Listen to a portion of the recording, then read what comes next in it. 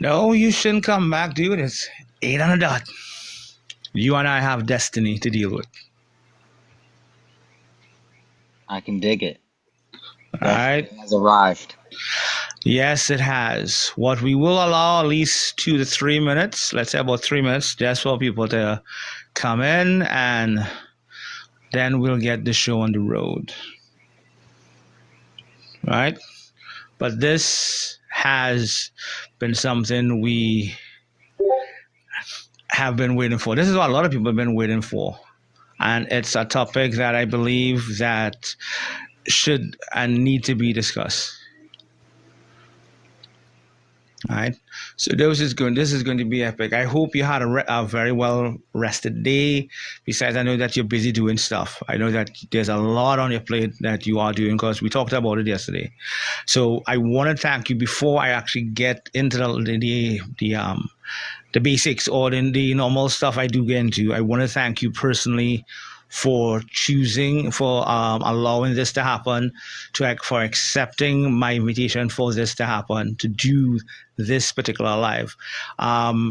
You and I sat for the first episode of the round table, and look what has happened to the round table, where it is now, where a lot of people look forward to it, they look up to it, they have accepted it so much, and to the point where people are now advocating or more like sending their resumes to me to be able to sit on the round table. Because why? It's something that is new, it's refreshing, it's positive for them, and they love it. So who better to have that particular brother of mine that I started one thing with? Let's see if we can hit this one out of the park also. All right. So we'll give them 3 more minutes. That's at 8:05, and then we will start. So how was your day, my brother? Oh, it was great. Lots and lots of work. Mm-hmm. And my business partner is filing everything into book form. Mm-hmm. All three manuscripts are done with all of the editing, all of the refinements. The images are done thanks to the great Pika, because she did the artistry for everything. So when you guys see this artistry, it's amazing. I can't really do any promotions yet. I've asked my business partner, but I can't do any promotions yet until understandable. Once he submits the documents, though, then I have clips and everything that I've been preparing, so I'll be able to submit a lot of that stuff, and then you guys can see some of the artwork. But until then, it's closed lips. Yeah, I totally understand. I know how it is before the debut or the promotion of a book or something like that, and of the magnitude of what you guys been working on and the effort you guys been putting in. Yeah, I totally understand that. Everything is at the last minute. When all the I's are dotted, the T's are crossed. So I totally understand that, dude. And let it be. We have waited this long. We can wait a little longer. An aspect. We could wait much more. We could wait until that particular time frame. Just to be quick, I was on Ohm's Live. I was there for about an hour and a half. That was interesting. Doing a live with her, I interview. That was really interesting. All right, she was a great host. We got into depth of a lot of stuff about spirituality and Hinduism, and it was real awesome. We connected on a lot of stuff. We disagreed on some stuff, but it was totally awesome. I look forward to doing stuff with her in future via other social medias, depending on how things go with the talk. So we'll see how that swings, but we're hoping for the best. From the Monday, we're hoping for the best where that is concerned. Right? So, my brother, without further ado, good night, everyone, and welcome to the first installment of Checkmate, where on this particular live, it is a platform that was created to discuss major issues, not just within the TikTok communities, but major issues within the world of spirituality and beyond. It is a space where no matter who you are, what aspect of faith or practice you are pertaining to or you prescribe to, if there is a grave topic or something of concern you would like to talk about and need to talk about to have discussed or debated, this platform was created for that aspect. Today, I have no other than my brother in arms, someone I look up to, someone I respect a lot, someone when I now came into TikTok had welcomed me into his dojo and offered me a place to sit at his table to discuss stuff. I learned a lot from the discussions he had with other individuals that are in the room, like Alien T, Saul, Sarah Lynn, Humble, Pika, and all these great minds that I have had conversations with, and I have built a friendship for the time I've been on TikTok. So he was also the first person that when I did the first round table, he was my first guest. So it's a no-brainer that I would ask him to be the first guest, because we did the first episode and Roundtable took a life of its own, and it is where it is now, where a lot of people have welcomed it. They do appreciate it, and they look forward to seeing whoever is the next guest and the interviews and all these different things that I do on that. So this is something that I needed to knock out of the park, and there's no one that is more sharp or rebellious in any aspect that like how I am. He's no different from me when we need to be different. That is why I chose Jordan, known as Universal Theory, to do it. Tonight's topic that we're going to discuss would be no other than the most, how should I put this? The most, what are the words I'm looking for here? The most, I wouldn't say most requested, but it is a terminology that has been thrown here, there, and everywhere without respect, without any revere and aspect. People that is using it as a moniker and whatever else they want to use it, without giving it the essence that it needs and giving it all that it should. And that topic would be anticipated would be our next term for that, but it would be the guru. Many people have used this term, the guru, to mean many different things in their so-called life, or what they should be, or what they are. Many people proclaim to be a guru. And when you do look for receipts, you do the research, you look at what they're saying and how they say and how they be, it doesn't add up. So I decided that it would be a very great topic to be the first topic on this platform, and to do it with no other than Jordan. Because why? He is a person that has always talks about receipts. He has always talks about the gurus, the Brahmins, the masters, the sensei.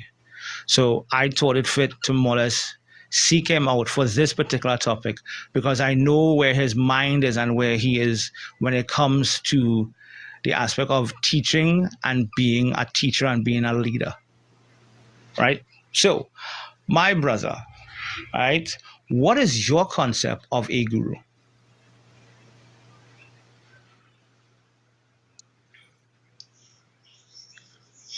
My concept.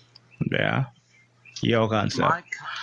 So it depends on what level, because there's levels to guruhood or guruship, correct? Yes, there's. So if we're speaking about the highest level of guruship, then from a Kabbalistic standpoint, that is what a Mashiach is. Mm-hmm. The Mashiach would be someone that has attained Yehidah, because there's 5 levels of the soul as they articulate it. And it would be someone who is the master of the triple realm, the embodiment of all of the Sphirot, and someone who is a balance between the Sphirot and the Klipot. True. A master of the gunas, if I was to use that in the Hindu tradition. So it's no different than right, left, and middle pillar in Kabbalah. So one who has experienced an equal one who is equally educated experientially in both the sphero and the klipot. Someone who has undergone all of the trials from the nefesh to the ruach to the neshama to the haya and the yehidah, and someone who has been completely nullified and unified with the singular essence. An individual who dedicates themselves wholeheartedly to this task and does not seek for the fruits of their labors. True. There's an acquaintance of ours saying, "Don't hurt him too bad." It has already started. Oh boy, this is going to be fun. So, from my perspective, right, and I love what you gave, because that is what I wanted you to give me. In essence, I anticipated that you would bring it from the Kabbalah, because I wanted you to bring it from there.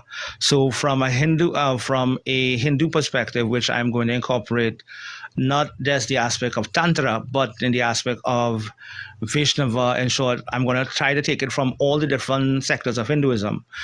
When you look at the aspect of guru, you try to figure out what's the meaning of guru. So guru, as in Gu, means darkness.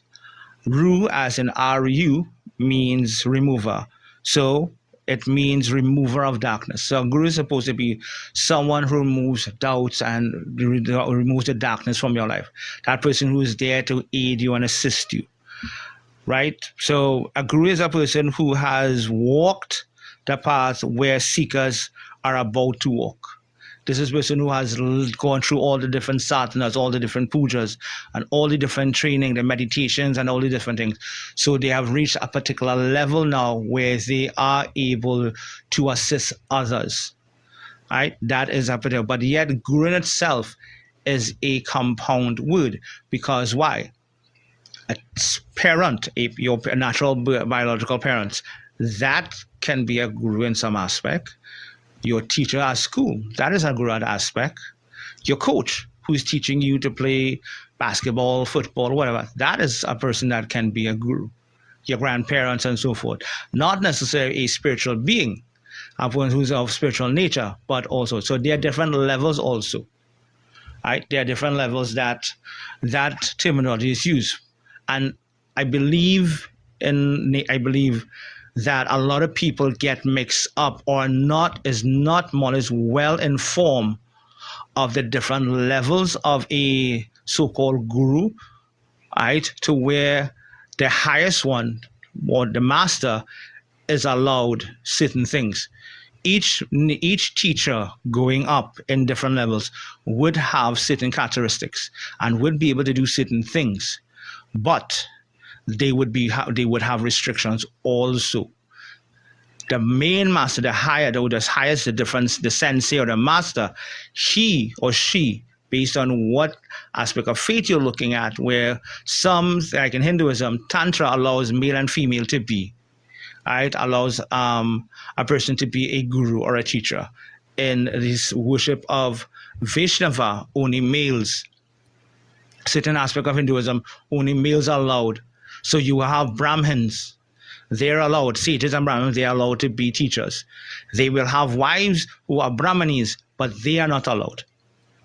They are just to follow the teachings of their husbands. While in tantric worship, both male and female could reach that level of being a teacher or guide or a guru, right?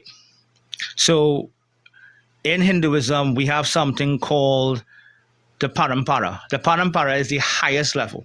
That is the highest level that is of a guru. That the individual is right beneath God or a particular deity. That person is right there.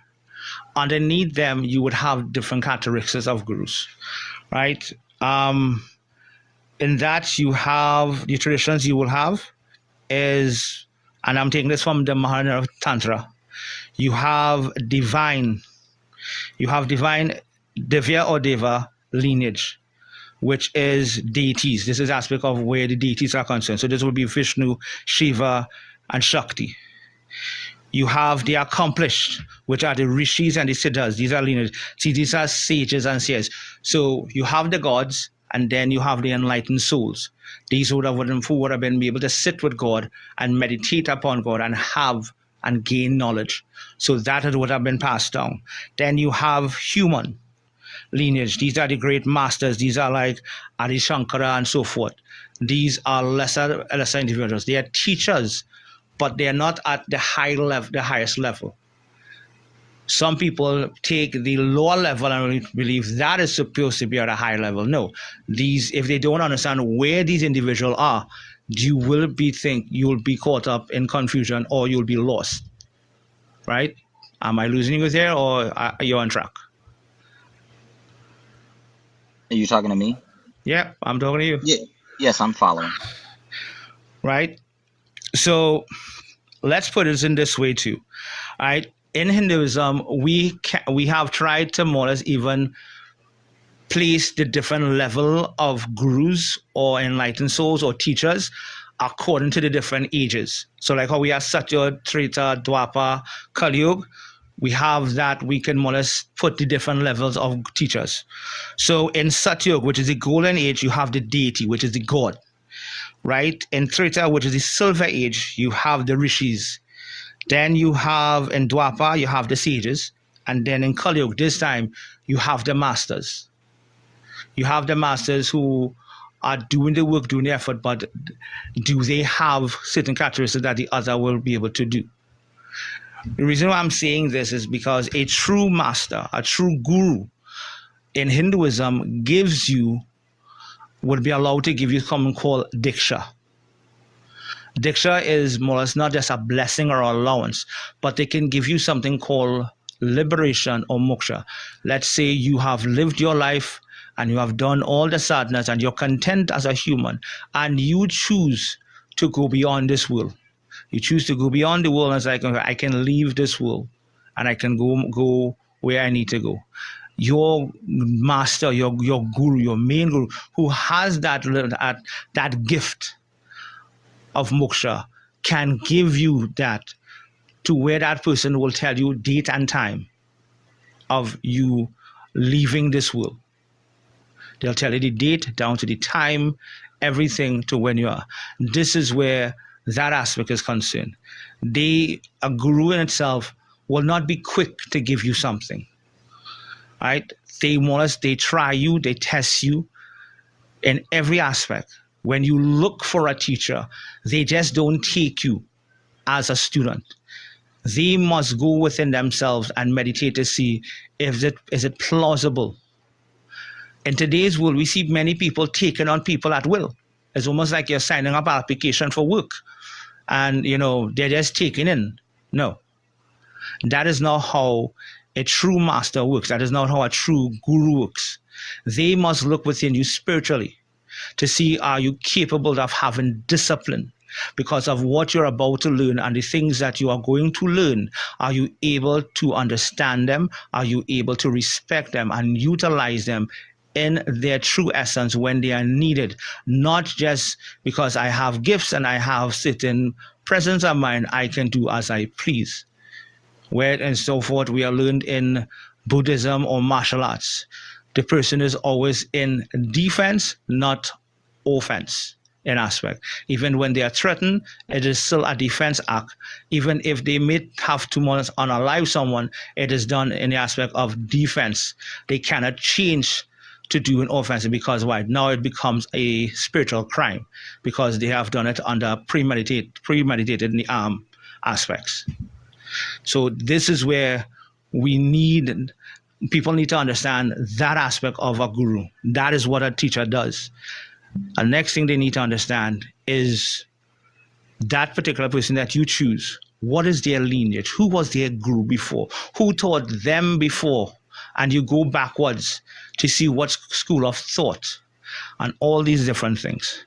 What I would like to ask from you, Universal Theory, from the things I just spoke about there, are there any pros and cons to where in the aspect of Kabbalah or what you have learned through your vast years of gathering knowledge and experience and all the things that you have done? are there anything that you could come across beside what it is said in Hinduism that tells you similar of nature, similar stuff? What I've just explained there about the degree of a Hindu, the degree of a guru, and the characteristics and how they must be. Yes. So once again, the 10 Sephirah, the 10 Sphirot, each individual Sephirah corresponds to a different qualitative attribute. And there are horizontal attributes and there are vertical attributes. Horizontal is educating them on the material, so they gain an expansion of competency, which would be first, because like you said, the guru has to gauge the level that you're at. Let's say the guru's at level 4 or 5 and you're at level 1 or 2. Well, the guru can't give you level 4 and 5, but if you're not educated on the subject matter, meaning you lack an expansion in competency, you may ask for something that you are not worthy of, meaning you have not earned it, because it's a matter of order, because it's a matter of vertical expansion. So when you talked about the Diksha, which is Da-Iksha, which is to give sight, right? The guru, the dispeller of darkness, gives Diksha. Diksha is initiation. There are 5 general basic types of Diksha, right? So you have Vak Diksha, which is giving of speech. There's some type of mantra exchange. You have Sparsha Diksha, which deals with touch. And then you have Samaya Diksha, that's the ritual. And these are in orders of magnitude, right? And then you have Mano Diksha, which is more telepathic, a transference of energy, an awakening of some sort inside of the disciple via the guru. And then you have the highest level, Shambhavi Diksha, where there's a transference of the consciousness of the guru. And you have which is dangerous, but very possible, and only can it be performed by someone who is truly embodied. So the guru, by definition, is Brahman, right? Because it is the manifestation of the fundamental reality. It is the bridge, it is the boat, it is the means through which the disciple can achieve it. Same way in Kabbalah, the individual has to operate at the level that they're at, and they cannot give any more than they're able to receive. So in Kabbalah, they have something called reception and bestowal. So the Kabbalist, Kabbalah just means to receive. So a Kabbalist is one who receives, but a true Kabbalist, everyone is a Kabbalist by nature. Just like everyone is a Muslim by nature, because it's one who submits, right? Submits to what? Allah. So it's the same concept. By nature, all is Buddha. By nature, all is Brahman. By nature, all are Kabbalists, because all receive. But why do you receive? Is it receiving for the sake of receiving, which is selfish? Is it giving for the sake of receiving, which is selfish? Is it receiving for the sake of giving, which is selfless? Or is it giving for the sake of giving? So these are on a spectrum. One is at the extremity, at the suboptimal klipothic end. One is at the other extremity of the spherotic end. Receiving and receiving at one extremity, giving and giving at the other extremity. And you can only receive and give, or give and receive, in ratio to your capacity, which is based upon what level of soul that you have attained. Nefesh, which would be an Asiya. So at the level of Asiya, the world of Asiya, there are 5 levels that you must ascend through. And each one of those levels has the 10 Sphirot. They only include the 5 because it's Keter, Hakma, Bina, Tiferet, and Malkut, because Tiferet is the numerical value of Tiferet. It's the 6th Sphirot down, and it has the letter Vav stands for Tiferet. And Vav, the numerical value, is 6. So all 6 of those attributes correspond to Tiferet, and Tiferet is the heart. So they include these 5 Sphirot. Now, when you master each one of these 5 Sphirot, then you master a level of the auric field, which is an expansion of the orders of magnitude. So if I master the first 5 levels, it would be the Nefesh of the Nefesh, then the Ruach of the Nefesh, then the Neshama of the Nefesh, Haya of the Nefesh, Yehidah of the Nefesh. So it's a microcosm. They're inter-inclusive levels. So if I master the Nefesh, then I mastered all 5 subdivisional layers of the nefesh. And that would be 25 steps. 25 times 5 would be 125. So the Kabbalists say there's 125 steps to Hashem. And Hashem just means the name, and all of those levels are names. They're attributes, they're qualities, characteristics, and traits that one must master. So if I'm at the level of Nefesh, I can only teach Nefesh. If I'm at the level of Ruach, or one of the subdivisional layers, I can only teach at that level. At the highest level, like you said before, then they would be at the level of Yehidah. Now, in Kabbalah, when you take on a student, which is why they don't do it haphazardly, a true guru would not, and they would test you. My guru tested me for, I think, like a year and a half to 2 years. He just watched me, and he also portrayed a persona that was it seemed klipothic, but he did it intentionally, because once he initiated me, once I underwent the 5 levels of Diksha, because he was an Eastern practitioner, he showed me, if I take you on, I take on your karma.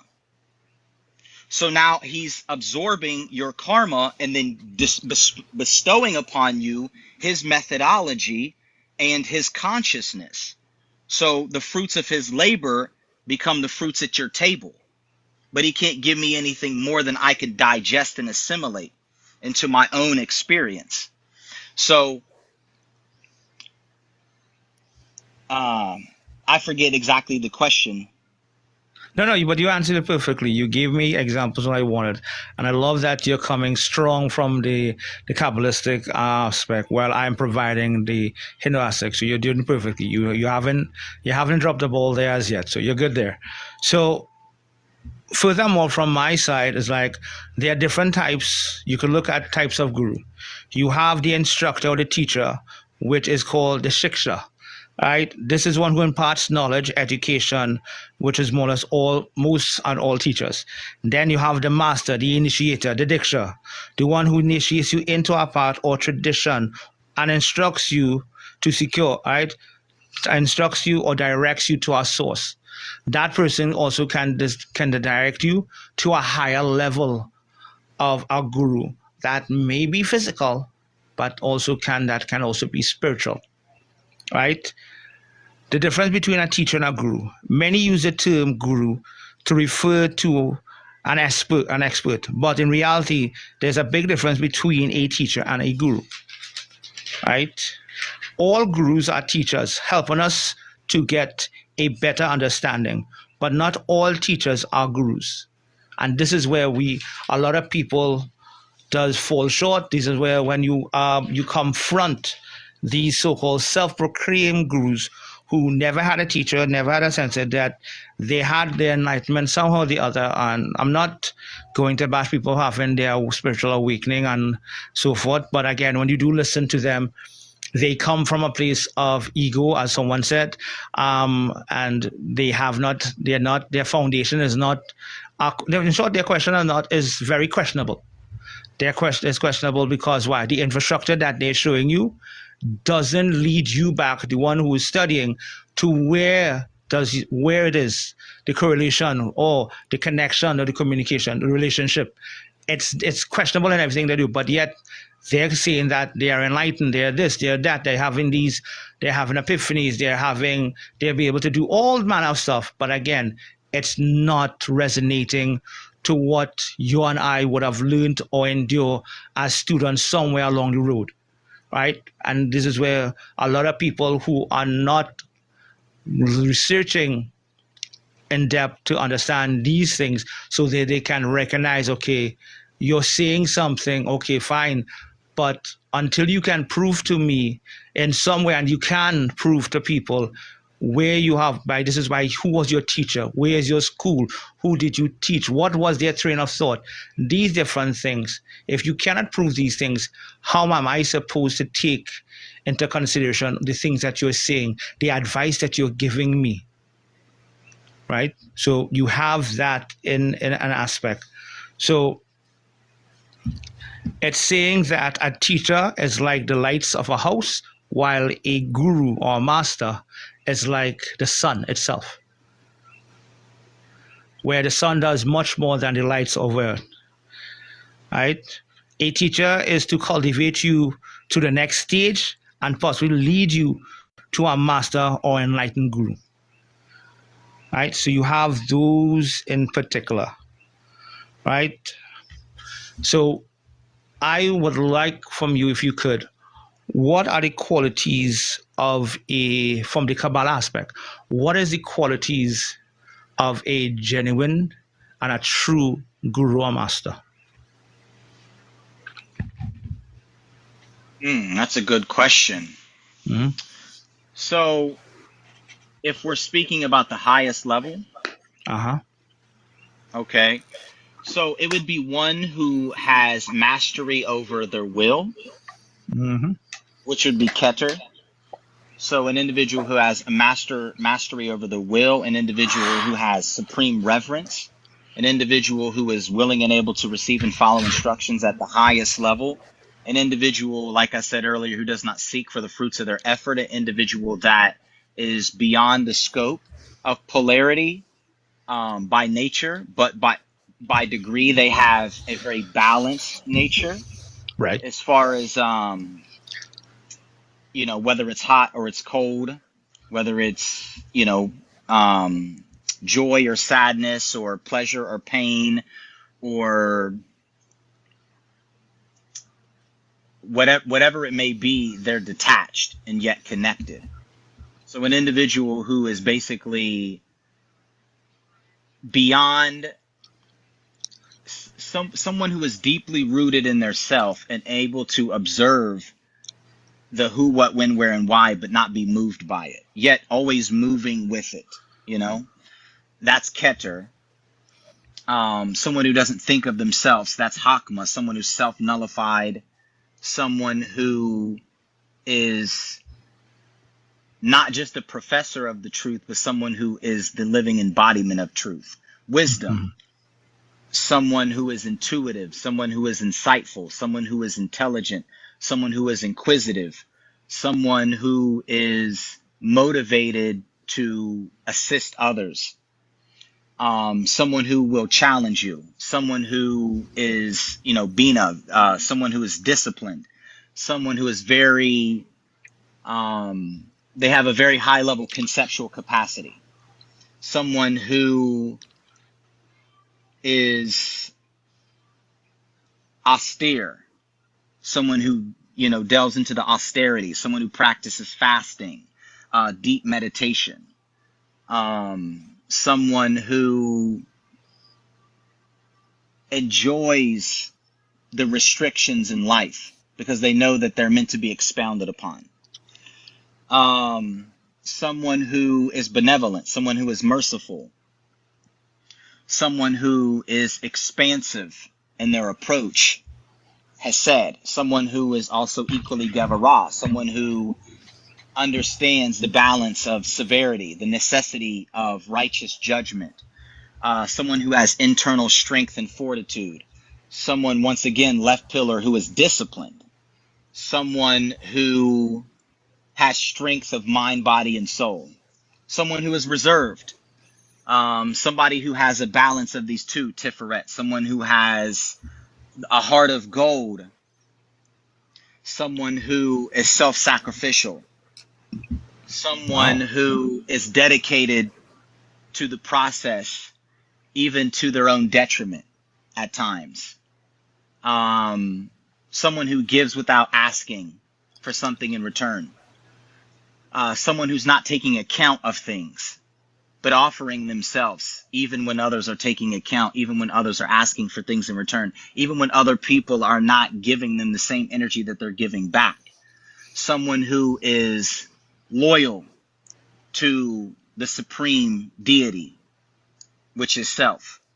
Someone who respects all the devas, someone who respects all of the gods, someone who has perseverance, Netzach.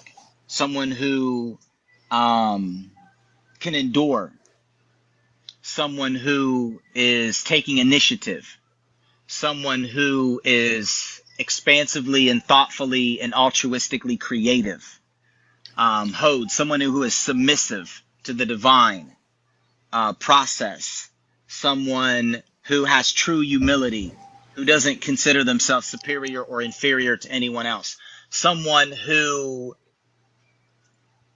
submits themselves to the process regardless to the internal or external conditionalities. Yesod, someone who represents a foundational element to their community, someone who is, a stone that refuses to be removed regardless to the circumstances because they stand on righteousness, someone who doesn't need to gossip, someone who doesn't speak evil of their friends, their family, even their foes, someone who praises the gods, praises the mineral kingdom, the plant kingdom, the animal kingdom, humans, the universe, someone who is with speech always seeking to liberate others, someone who has balance in their connections, someone who is pure in their subconscious mind, and someone who Malkut, is willing and able to receive and follow instructions on the physical level, someone who is willing to do the mundane things,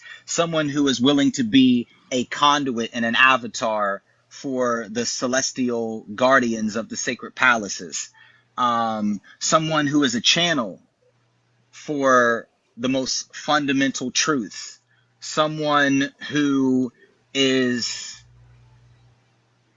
physically disciplined, someone who takes care of their vessel, someone who respects it as a temple, someone who respects the temples of others, someone who is constantly pushing themselves to do things that they don't necessarily want to do because they know it's necessary for optimization in the physical. This would be somebody who's at the highest level. Very, very true. And I love that you went all that deep. It was very profound and I loved it. I may not go all that far. I might just get the 4 main top ones. So for me, the qualities of a genuine guru is one who walks the talk, meaning everything that he says, he can back it up. He can necessarily back it up because why? He has been through the rigor. He has done all the sadhanas, done everything. And he's not just going to tell you do something that he has not done. Another part of that is his presence pierces you, meaning the way his presence is, his aura and all these different things, it more or less it gets you to stop, it gets you to pause, to listen, to try to understand where he is and the way he's being. You cannot not just help but be captivated in that aspect also. His teachings transform you. His words and all the things he teaches and the way his methods, however, may not be high tech or in the aspect of a university, but he speaks with so much finesse and he using the most simplest things, but yet when they hit the mark, it is so profound that it cultivates change. It cultivates change within you and those around you also. Because why? When you change inwardly because of his teachings, others see it also. Another part is that aspect of feel divine. When you're around him, the aura of that person, he or she, whoever it may be, you feel something. You feel a vibration. You feel there's something there. Because why? They are at a particular level that you may not be at, and that's okay. But there's something that lures you to them because why? It's almost like the light to the moth. It lures you, attracts you. You don't know it.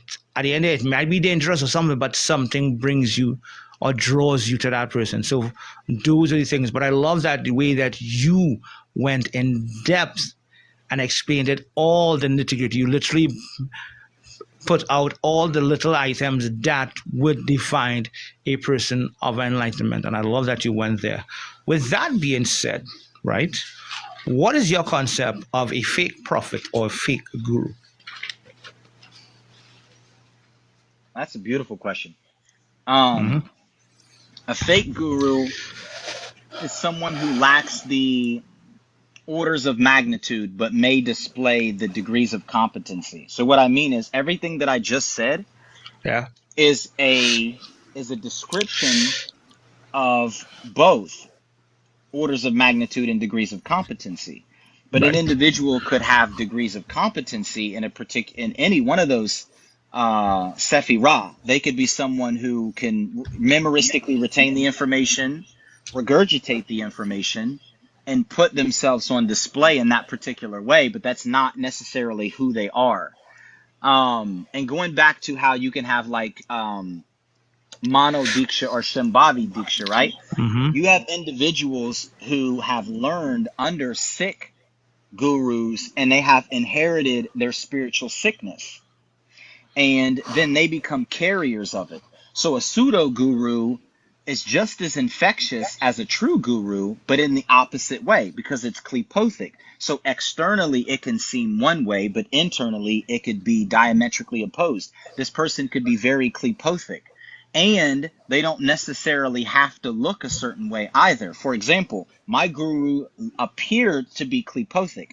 So all the attributes that I just articulated, my guru seemed to have the opposite qualities, but he put on that persona because it was a protection mechanism, because only the people that could truly, like you said, be drawn to the light of the guru would truly know that this individual was a true guru.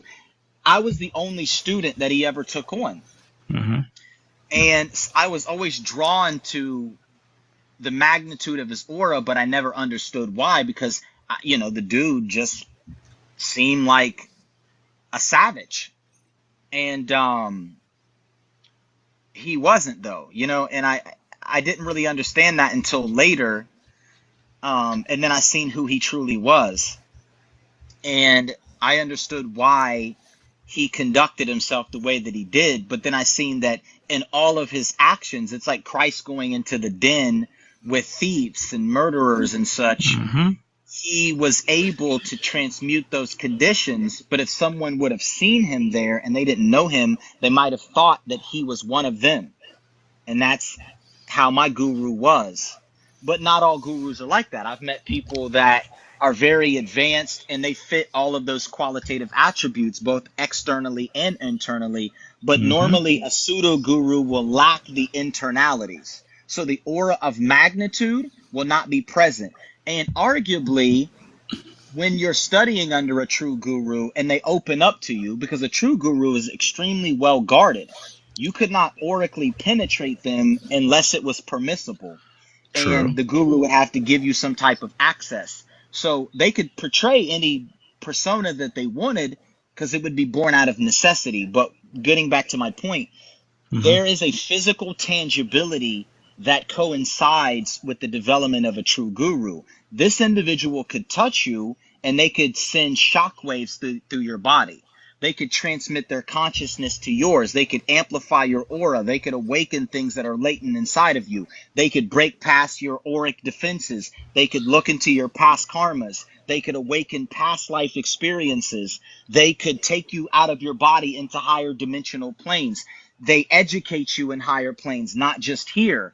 Many gurus have been known to pass in Kabbalah and still be teaching and orchestrating things from higher dimensional planes, influencing the auric vehicles of the disciples, or even using other lower level teachers as conduits for their tutelage to other disciples. Mm-hmm. Pseudo guru would not be able to do that because they lack the orders of magnitude. Lovely. Beautiful. Love that. So my concept of false or fake gurus. One, a crusader guru. That is one who is on a grand mission of world affairs and fame and material gains.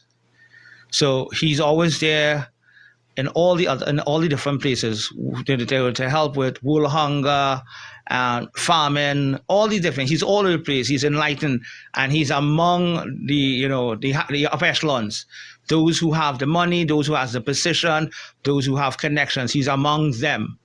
He's always among them. He's not necessarily with the grassroots people. He's among the rich and the famous. So as they move around, he's moving with them. So he's on a world mission with all of them, but not necessarily teaching or guiding or meditating on these aspects of stuff. The second one is the cryptic guru. Cryptic one means, you really get a straight answer. right, to any of your questions. Right? Claims to know everything, but his answers will make you more confused than anything else. Why? Truth is simple, but but the lies are more complicated. Right? Because sometimes if you tell some people the blatant truth, it's hard. They don't really accept it. You tell them a lie that is dressed up, and they buy it like gold.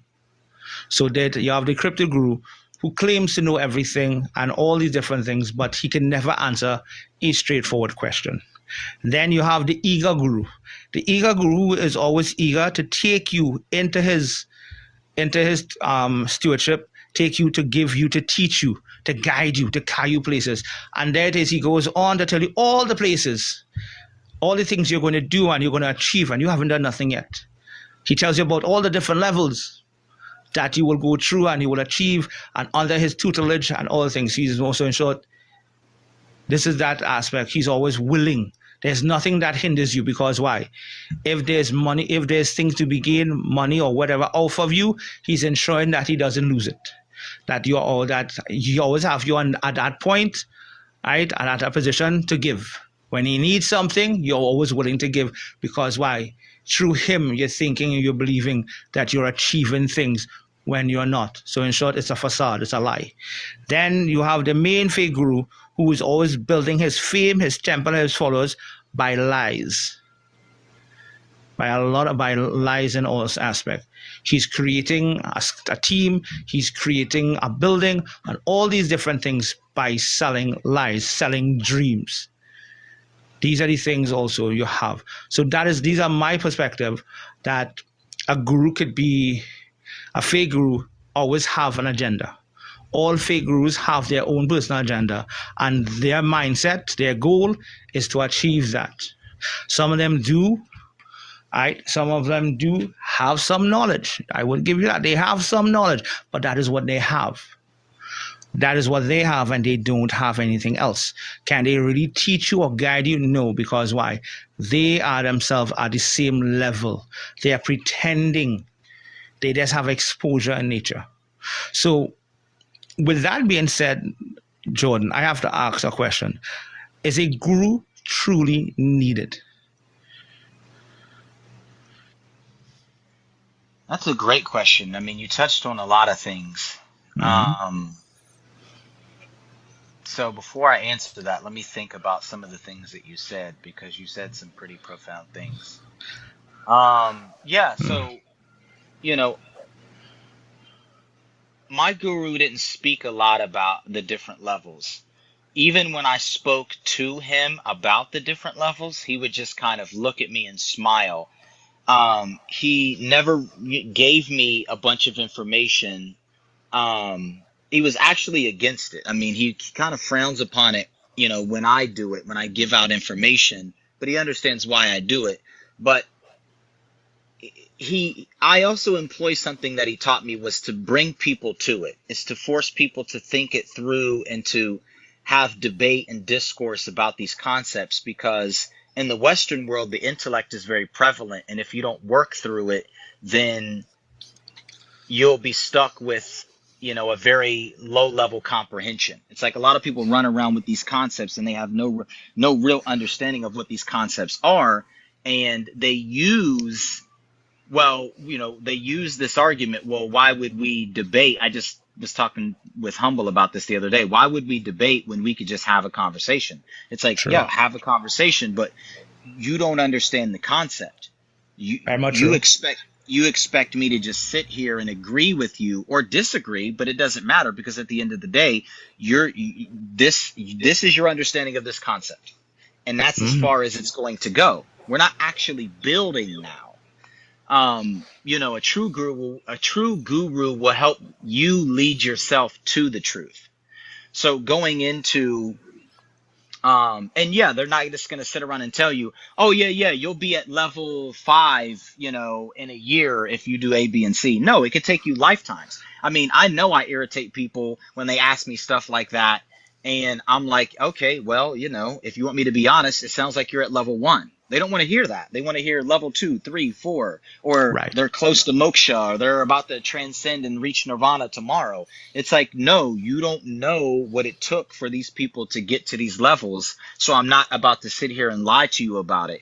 Right. If you think that you're something like my guru, Mm-hmm. you're going to have to show me. You're going to have to prove it. You're going to have to show and prove that you've embodied these qualities, characteristics, and traits. Before we move forward with the question, I was watching something about this guru about, they were talking about Diksha. Right. And this guru said that he was talking to his guru about Diksha and about what happens when an individual takes on a student. And he was saying, talking about the karmic aspects of taking on a student and how you will inherit their karma and so forth. And that becomes something you're supposed to transmute. And the student told the guru, he said, I don't want to do Diksha then. Right. Meaning he didn't want to facilitate it. He didn't mind undergoing Diksha and transmitting his karma partially to his guru. But he didn't want to be the guru, and he didn't want to, or be the teacher and initiate Diksha at his level. And his guru said, no, that is what you're supposed to do. He authorized him to go and to engage certain individuals, and he now knowingly was going to take on their karma, because that is what happens in the process of initiation. One must take on the karmas of others and learn how to transmute them, because if you don't, then you inevitably have set yourself up for failure, because that is what life is about. It's a shared karmic experience. So going back into the question, right? So what was the question again? Does a guru need? Yes, do you exactly. truly need a guru? Is a guru needed? Yes. Right. And I would argue yes, because all of us need to have an assisting agent on the path, an individual who has already walked the path, and an individual who has already embodied those qualities, characteristics, and traits, someone who can act as a mirror and an amplification mechanism. So if you don't have that, then you end up like the shamans. A million years ago, we had up to a million years ago, we have the very early historicity of developing shamans and nomadic travelers and hunter-gatherer tribes, right? And someone asked the question the other day, they said, how did they reach initiation without a guru?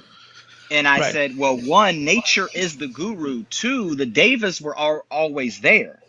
So we had to build a relationship with them via our ability to conceptually circumscribe our experiential reference points and turn them into symbols and metaphors and language and so forth. So we had to build that bridge. So yes, there had to be some original bridge builders, but then what happens is the shamans instituted initiatic systems to teach other people how to become shamans.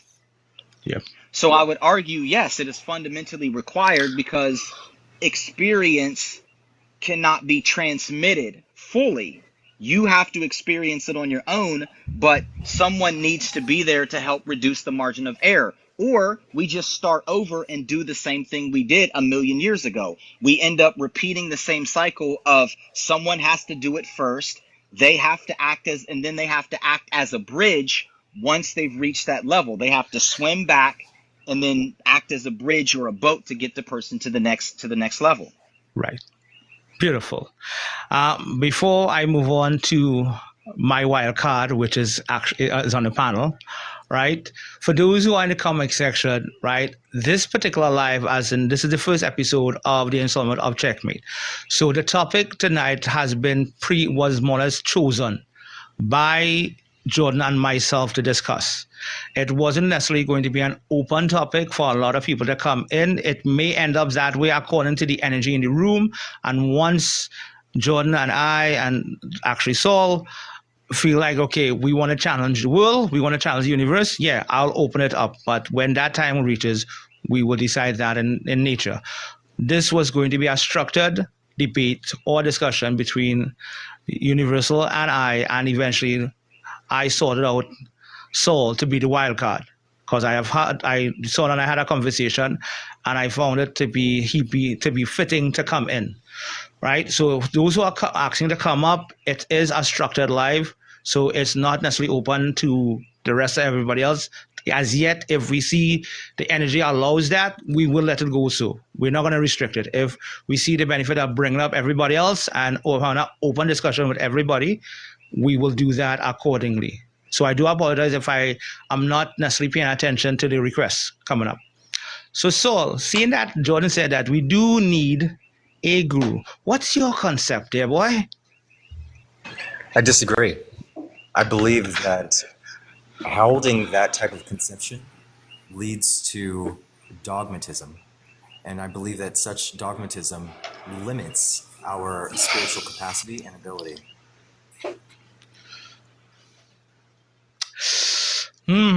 Interesting. John? Well, I would like to know who never had a guru. Just anyone who's never had a guru. I have never had a guru. Right. I'm a person. And so when I look at it, that's the whole key. From Right. the perspective of a Gnostic, Gnosticism is about the recognition of the knowing that is the central component of oneself. And that this knowing is the guide to the unfolding of who and what you are. The Akashic records that are always available in terms of the tapping into is something that is absolutely a forward movement in the development of the soul. And there's always going to be the process, and that process is the experience. And that experience very often is a crucible, an intense experience that in many cases are very painful in a variety of different ways, because there's a shedding of skin, so to speak. But when it comes to the guide, that's like saying, who taught you how to play the piano? I taught myself how to play the piano. Well, who taught you engineering? I taught myself engineering. Well, that's not going to be effective. It's extraordinarily effective. Why? Because these things are the extension of who I was. I am the anomaly. So I speak as an autodidactic, and the effects, the consequences have been fitting and extraordinary for who I am and the things that I value in my life. That doesn't mean that having a guru is a bad thing or shouldn't happen, but it does mean, from my perspective, that that is not a necessity. That is just one path of many. Interesting. I would like to ask a favor from the both of you, or more as a request. There's one more person I would like to add into this, if you guys would permit it, into this mix. Absolutely. In fact, I'll be back in 10 minutes. I have to pick something up. I'll be right back. All right. So, Jordan, are you game? I'm all for it. All right. Lovely. So let's change the boxes. All right.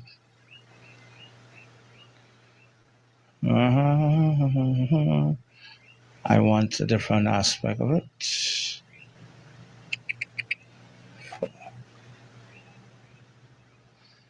All right, lovely. So I have a question.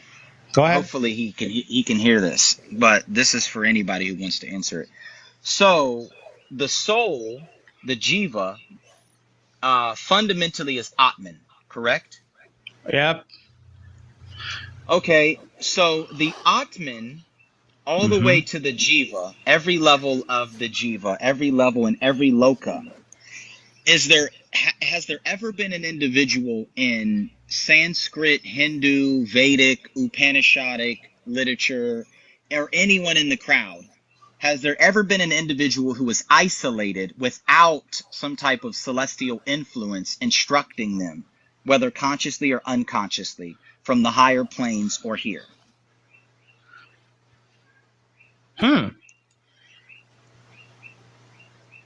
Repeat that one more time. I just want to make sure I get the exact thing I'm going to come with. So for example, in Kabbalah, Right. just like in Hinduism, you have the lokas, Right. right? So you have on the physical plane, the lowest plane, you would have a wandering savant like Saul. You'd have a wandering savant, right? You'd have a nomadic anomaly, let's call him. Is this anomalous creature truly anomalous and isolated without relation to other gurus in higher celestial planes? Potentially manipulating nature, driving destiny, influencing them? Are the planets not gurus? Or is the sun not a guru? Is the galaxy, the universe, is Brahman not a guru? Is Vishnu, Shiva? Shiva is the lord of the Diksha, is he not? Right. So any initiation must technically go through Shiva. So if anyone ever claimed to be initiated of their own volition, wouldn't that be a direct contradiction to that statement or to that truth? All right. So, or is there any scriptural references that would invalidate that? All right. So to answer your question, right? There are one or two individuals that are within the different Puranas that did learn spirituality and achieved greatness on their own. Now, with that being said, to answer you, because I'm believing that Saul was going a different direction. Just how you said, would not nature or God or these things be a guru? So they learn by tapping into what they would have considered source, the Brahman, or that aspect of God, be it if there was Shiva, Vishnu, or an aspect of different tantrics. I think Saul was going in the aspect of not necessarily needing a physical guru. Can you learn things without a physical guru? Yes, you can. You could. Right? Where the aspect of a spiritual guru, that's a different kettle of fish. You could, providing that spiritual essence is of divine nature and not something that is crooked or demented.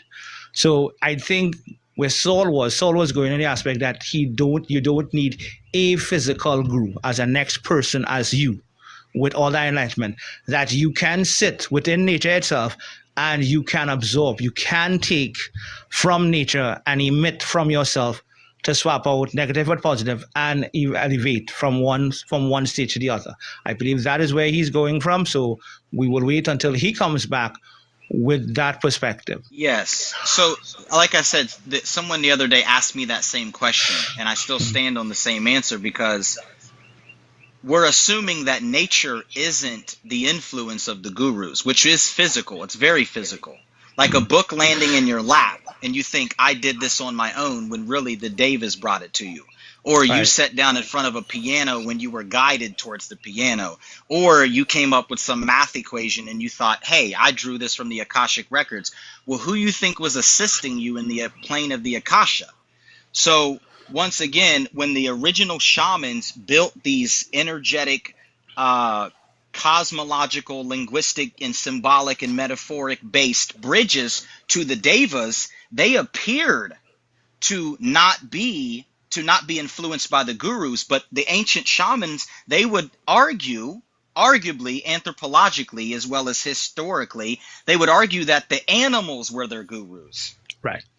True. Very much true. And I agree with you there. Sarah Lynn, yes, you can chime in at this time.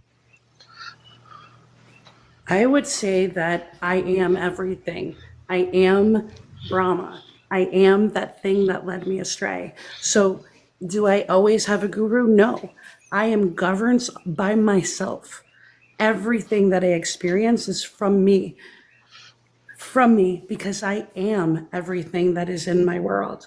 And that's the way I look at it. So there's no guru needed aside from self, because you are everything already. So in short, self can actually be a teacher or a guide, not necessarily using someone physical as another person, but because where you are mentally, spiritually, and emotionally, self can more or less lead you in that particular. If I'm understanding what you're coming from, I would go a little bit further and say that right? the only guru that you can have is self, because you cannot learn if you do not understand. So everything in your life is a direct correspondence with everything that you yourself are. You can have a great teacher, you can have a great mentor. I have a great one, but he's not my guru. I learned those things. I pick them up. I devote that time to do what is necessary because I choose to. So I would like to read something from the Gita. Right? Wait, from the what? The Gita. Oh boy, this is gonna be So, fun. Oh, so okay. he, It's like that. You're gonna so go there. he, it's like what you're gonna that. do? You know, I mean, All don't right. argue with All me. right. Argue with the Gita. All So right. he who worships me, the Guru, with unswerving devotion, crosses beyond the three gunas, and becomes qualified for becoming one with Brahman or the Absolute. Now, the explanation is this question of Arjuna, how does a sage attain the state of crossing beyond the three gunas, is being answered by the divine Lord Krishna. It is by unswerving devotion to the divine self, which is what Sarah is speaking of, but the divine self is referring to Brahman, and the bridge is through the devas. So it says that a sage goes beyond the three gunas. As a sage unites himself, listen to this, a Mm-hmm. sage unites himself with Brahman in every plane of his existence. Every plane of his existence. He learns the art of total surrender to the divine Brahman. He lives to become an instrument of the devas, even like a flute in the divine hands. His filling blooms into divine love and unfolds itself into divine communion with the devas. His reason transforms itself into intuition. His entire mind is lit up with the radiance of prajna, the intuitive vision of the self. So every movement of a sage is an act of worship of the supreme. He lives and moves in Brahman. He discovers himself as the divine self. So it's telling you that there is never an opportunity where you lack a guru. That would be a universe, that would be an uncivilized universe, because there would be no instruction manual nor the capacity to read it, because it all breaks down to an experiential reference point. What does the guru represent? Experience. Even your soul in Kabbalah, if I might reference it, Reshimo. Reshimo acts as a guru. The memory of the soul acts as a guru. It's like saying your whole soul's not incarnated here right now. So your higher self is acting as a guru, and it's in communion and relationship with the devas of that corresponding plane. They have a mission to orchestrate. So once Right. again, arguably, give me a scripture or a reference point where an individual has operated in isolation without a guru. Interesting, rather interesting. Why I'd like that? to That's respond to that wait. with No, with the Gita. I'll give you. I'll allow it that. But I just want to put this 2 cents in here. Why is that sounds like a research that Humble would have done? Actually, the funny thing is, it's a book that I told her to get, and she actually brought me a new version of it. So it's one of my favorite breakdowns. It's from Swami Jayatira Mayananda. I I brought have this that up copy. to, I have it's that copy. amazing. You have I that have that copy? copy. I have that copy. I have that. I actually bought it. Wow. I brought it from Canada last year. But moving on, let's all get his Okay, piece. okay. Thank you, Humble. Go ahead, Saul. So the Bhagavad Gita makes it clear that the yogi who is established in unity sees the self in all beings and all beings in the self. Such a person sees the same everywhere. This is a direct quote. This is underscoring the fact that the realization of oneness in all existence through the practice of the yoga expresses the interconnectedness of self, of the Atman with Brahman, the universal consciousness. There's never a part like I'm becoming Brahman or I need to join with that. That is from the perspective from one that is Arjuna, who is coming to the recognition of the oneness that he is. That there isn't anything that is necessary except for his own assertion of who he truly is. And then, if we take a look at chapter 13, verse 2 of the Gita, quote, "This body, O son of Kunti, is called the field, and one who knows this field is called the knower of the field by the sages." This means that the knower and is the field itself, and the one who knows themselves to be the field is the sage. There was no need for there to be some outside individual to introduce oneself to the self. And Hold I would on, have real to quick. agree. I would have Real to hold quick. on. This last piece, I would have to Okay, agree okay. with Sarah that the only one that can introduce oneself to the truth is the self. And I would argue that those selves are many by degree. Because by nature you are Brahman, but by degree you are Jiva. By nature you are Atman. By degree you might be Jiva. So until you've transmuted Jiva into Atman, then yes, you become the guru. You literally become the guru. You become Brahman incarnate. But you guys are speaking about the last state of evolution. So unless you're at the last state of evolution as an anomalous creature, as you said earlier, then you have gurus. Unless Sarah's at the last level of initiation where her jiva has been transmuted into her Atman and she's fully realized it and become the guru who is Brahman, who is the owner of the field, who knows himself as himself, who is Satchi Ananda. Until you've attained that, you have a guru. So you can't say you don't have a guru. Yes, okay, let's go back to the Gita then. Yeah, let's go back to the Gita, because the Gita, what it's talking about is the relationships that do exist, but there is nothing that says there is a must or a need. That one must and one needs a guru. That doesn't exist in the Gita. One must have a guru. That doesn't exist in the Gita. So you find us that, and you won't because it's not there. Oh, it is there. The entire time you're reading it, Krishna is the guru. So even though you're not acknowledging that, No. I did acknowledge that. That's why I said that Wait. Back up. Hold up. Reverse. Wind back here a little, sonny boy. You're stating that in the book, in the Gita, that he is the guru, correct? Is that what I just heard it? Is that what I say, right? I just want to be corrected here. You're stating in the book that where Krishna is speaking in that aspect of the Kurukshetra war, speaking to Arjuna, he is the guru, correct?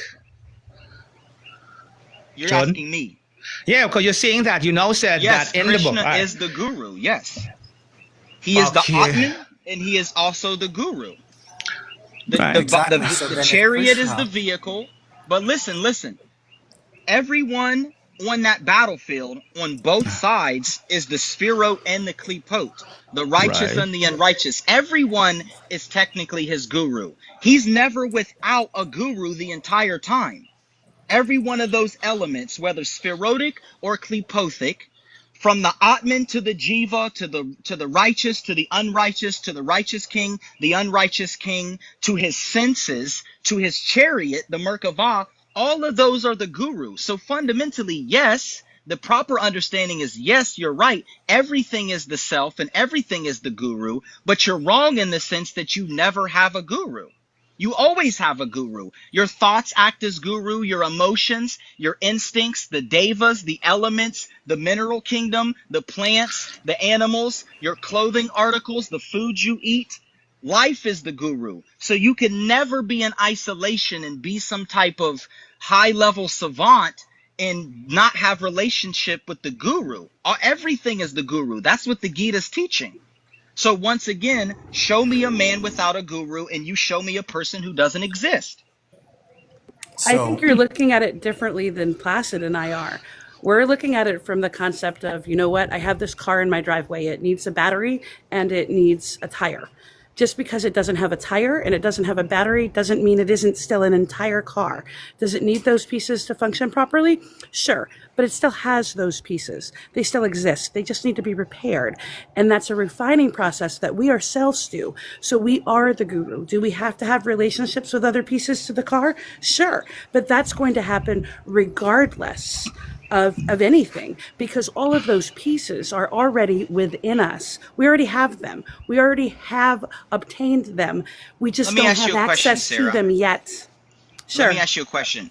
So when you first started out as an atom binding with other atoms in space, who bound those atoms together? Did you do it on your own? Ultimately, yes. Ultimately, yes, because we ultimately, all are. You keep using the word ultimately as an absolute. If that's the argument, then it's still there was a guru, because the sum total of all possible permutations in space-time allowed for you to combine as these atoms to form molecules, to form cells, to evolve, to have this conversation. You've never done anything in isolation. It's literally impossible. But no one. But the argument that I'm making is the define of guru. That. It's not a guru. It's not an. I never said at all from the very onset that there's no guru. I made it very clear that as an autodidactic, a self teacher, that one can only be the guru to themselves. That's a different than saying one must have an outside individual to be that guru.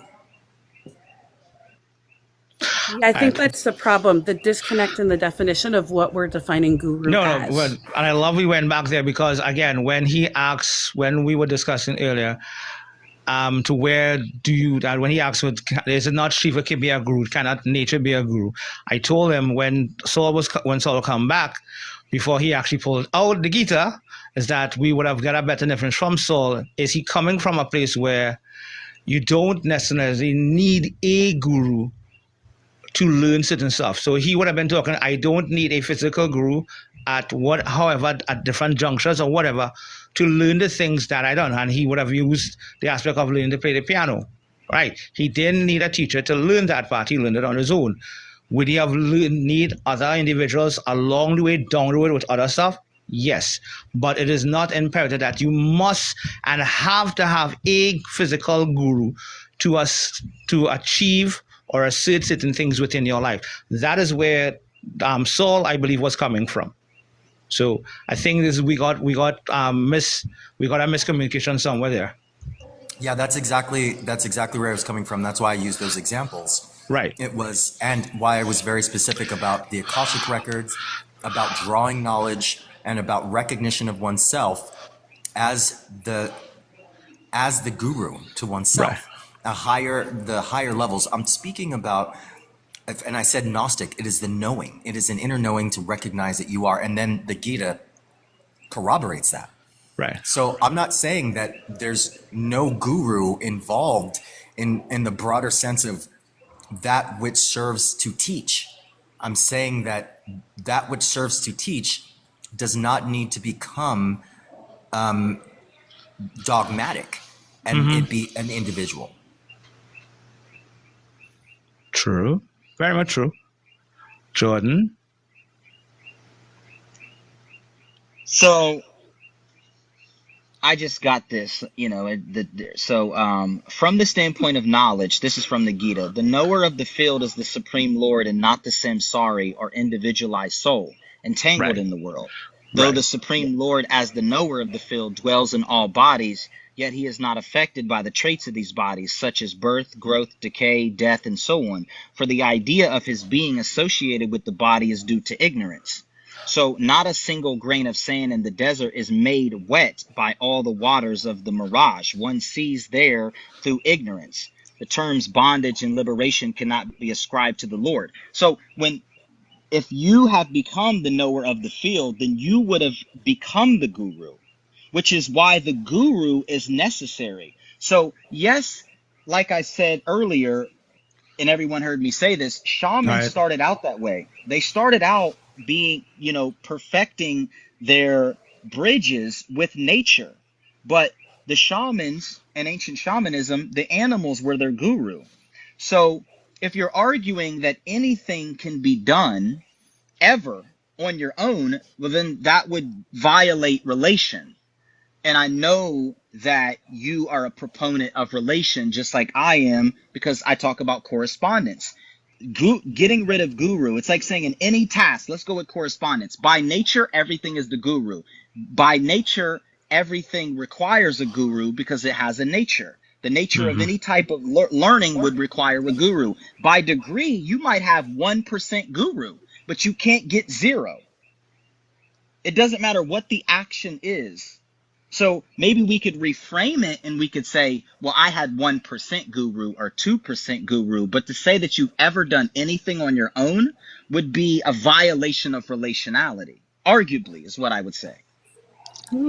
So to do anything on your own. So again, that's just, at this point, it would be more contextual or semantic. So we know that there's a oneness. So there isn't apart from or alone that doesn't exist from the context that we're speaking. So when we're talking about a self-initiation, that would cover the entirety of the concept that there is, in fact, the self, which is, as the Gita says, one who sees the similitude between the cow and the dog and these other things, and the self knows is wise and can be called a sage because there's a oneness. So you come into contact, let's say, with a person, and that person gives you guidance and knowledge, etc. Sure, that's fine. That's still the self. You come into contact with circumstances and situations. That is also the self. It's not about there's no concept that's being asserted by myself, and nor do I think by Sarah Lynn about there being some sort of a separation or a delineation between things. No, it's just saying that there is this recognition that a guru is not limited to the form of a person, a human person that has the knowing, any more so than, oh, I need to have the prophets to guide me. I need to have these special guys who have the longest beards to tell me the truth of things. Not a necessity. So let's pause there, though. So what you're doing, one, we're acknowledging that everything is the guru, correct? Correct. Okay, so by nature, there is a need for the guru. You're referring to specific type of guru. I don't need to have a person in front of me. I'm clarifying. When you say a need for, that's like saying it's you. If everything is the guru, then no, there's no need. Need would be something acknowledging an absence. So no, yes, that would because just be you a are recognition. it, but you do require it. You require relationship. I get that. So sure. But what I want to say is, you have this relationship with nature, and then the nature becomes the guru. So let's say you have people who want to build systems, right? And they say, okay, well, Buddha built his own system, and I don't need a guru to do that. But what you're not acknowledging is you've already reached a certain level by way of the guru. So now you've already been instructed by the gurus unbeknownst to yourself. You might not even recall. It's like reincarnating and being a guru and saying, I don't need a guru, when the entire time you had a guru up until the point where you became the guru. No, makes sense. I don't. I think that the key point is not about there existing a guru, nor about learning that comes as a result of the relationship with the guru, but about what forms a guru takes. That's really the key point that's being made on my part. So if we are in agreement that an individual can be born and that the individual does not need to have another human being as their guru, then we're in alignment. I don't think I understand what you're saying, but once again, like the shamans, they built their own bridges. But if you're arguing, so for me, it's hard to separate an individual guru from the relationship. If all of life requires relationship, everyone becomes your guru in one way or another, because everyone and every element in nature helps dispel the darkness. So you may not need someone in that physical moment, but you're always going to require some type of relationship with someone. So Right. guruship, if it's like direct initiation, for you to undergo direct initiation, I'm not going to say it's not possible. Let's just say this. I'll concede and say I'm not going to say it's impossible, but I've never heard of an individual undergoing complete initiation without any assistance whatsoever. So okay. Luciferianism, Gnosticism, the tenets of what is the ancient, from what is within the Book of the Dead, from the Kemetic, which serves as this. Let me explain. So when they take a look and they're saying Ra, so the sun, it's the relationship of union. That's literally what makes a sun, thermonuclear fusion. This spiritual fusion, this oneness, is a oneness that was recognized when a priest from that time period was born. That priest was not initiated by other priests. That priest was made aware by self-awareness of who and what they were. So when we take a look at and that's the beginning of every single major spiritual movement and or religion. Abram wasn't initiated by to become the father of the grandfather of the nation. That's not how that worked. It wasn't, and I'm going to use Zoroaster wasn't initiated. He's before Abraham, before all that stuff. There was no initiation. It was a recognition. And before that, when we go to the Vedas, way back to the Indians, that also it was not about initiation. It was about recognition of self and then declaration in service. This is what I am. This is what I do. That is how that's done.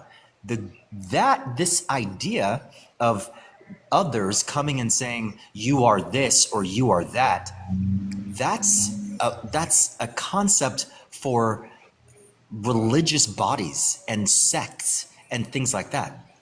Those things are like, okay, we're going to acknowledge you. I don't need an acknowledgement for someone. If I'm a musician, I'm a musician. I am. The declaration of I am is the absolute and most pure expression of the will. No one can tell me what I am. You can deny, that's fine. Or you can acknowledge, that's fine. It doesn't change the validity of what I choose to be. So therefore, on principle, no one can initiate. They can only appreciate and recognize. Yeah, Yes, and that, oh, sorry. no, go ahead, go ahead. And that right there is why we name what we obtain, because we now recognize it. He's not saying that we don't have relationships with people. He's not saying we don't recognize things that we, gain.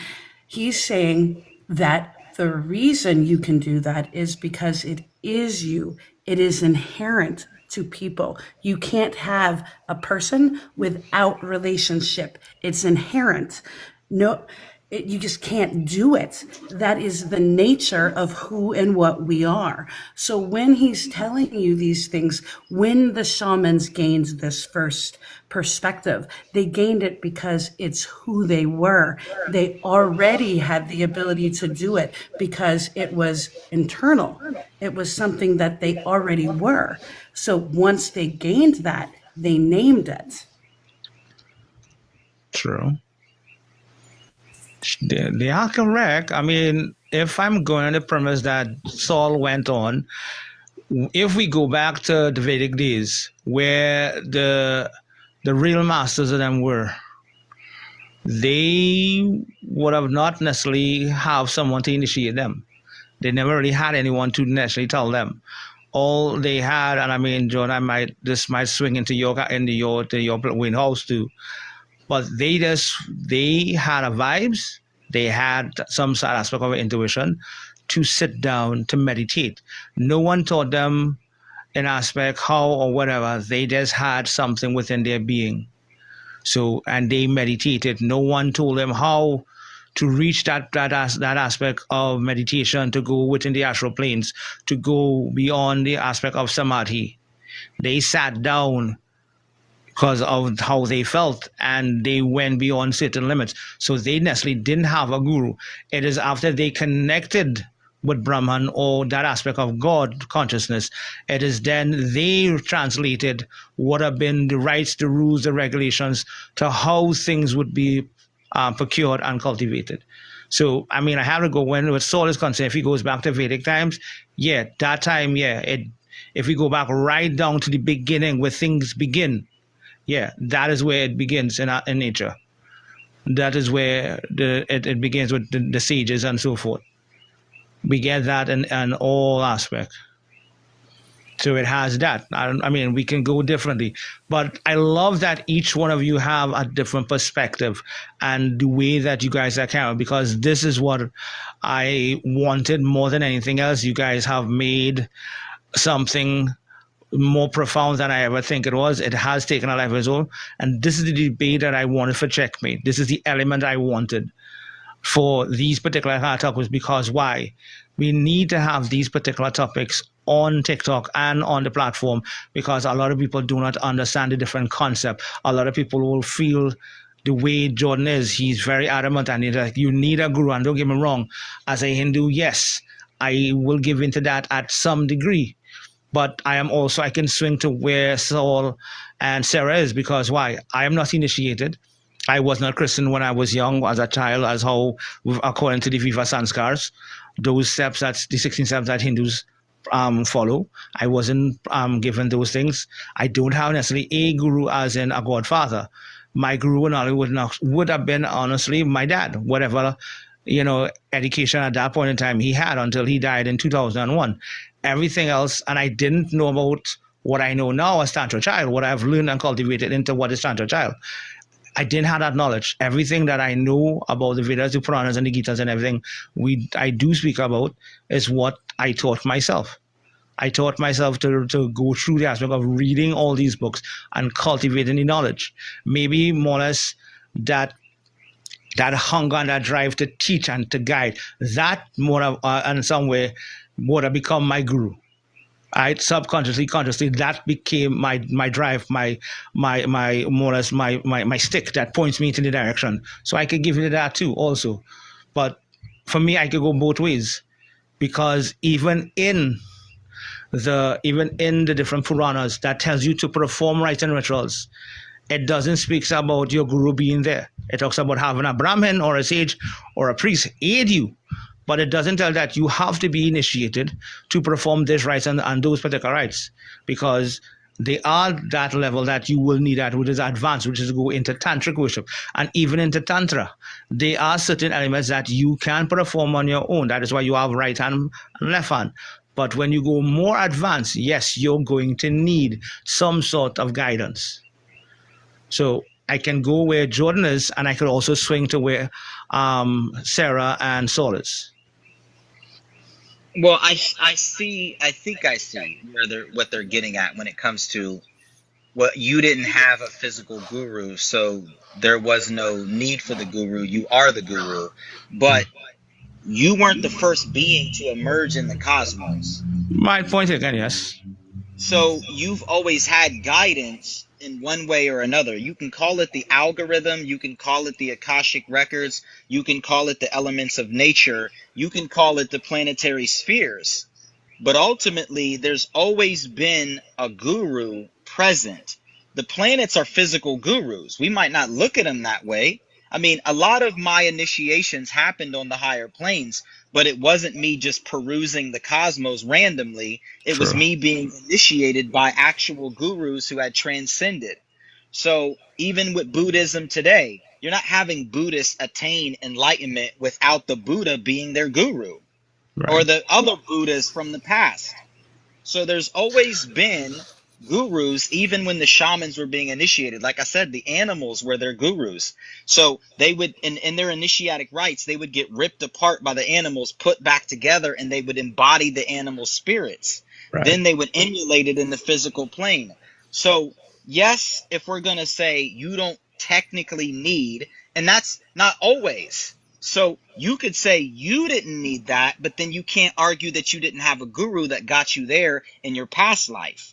And just because you're the anomaly in this life, that's just an apparent reflection of the absence of a guru. It doesn't mean that the guru was actually not present. It just means that you don't remember having one. It'd be like if you woke up from a coma and you were some genius and you're like, I never read a book. But before you went into a coma, you read lots of books.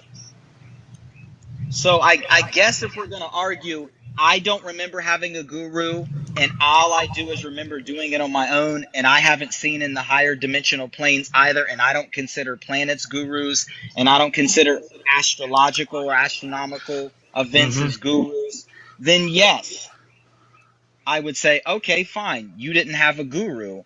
But technically, I would say that's a half-truth, because I think I know all of those things are gurus. So now the question is, what do you mean by you never had a guru? I would like to nail that down.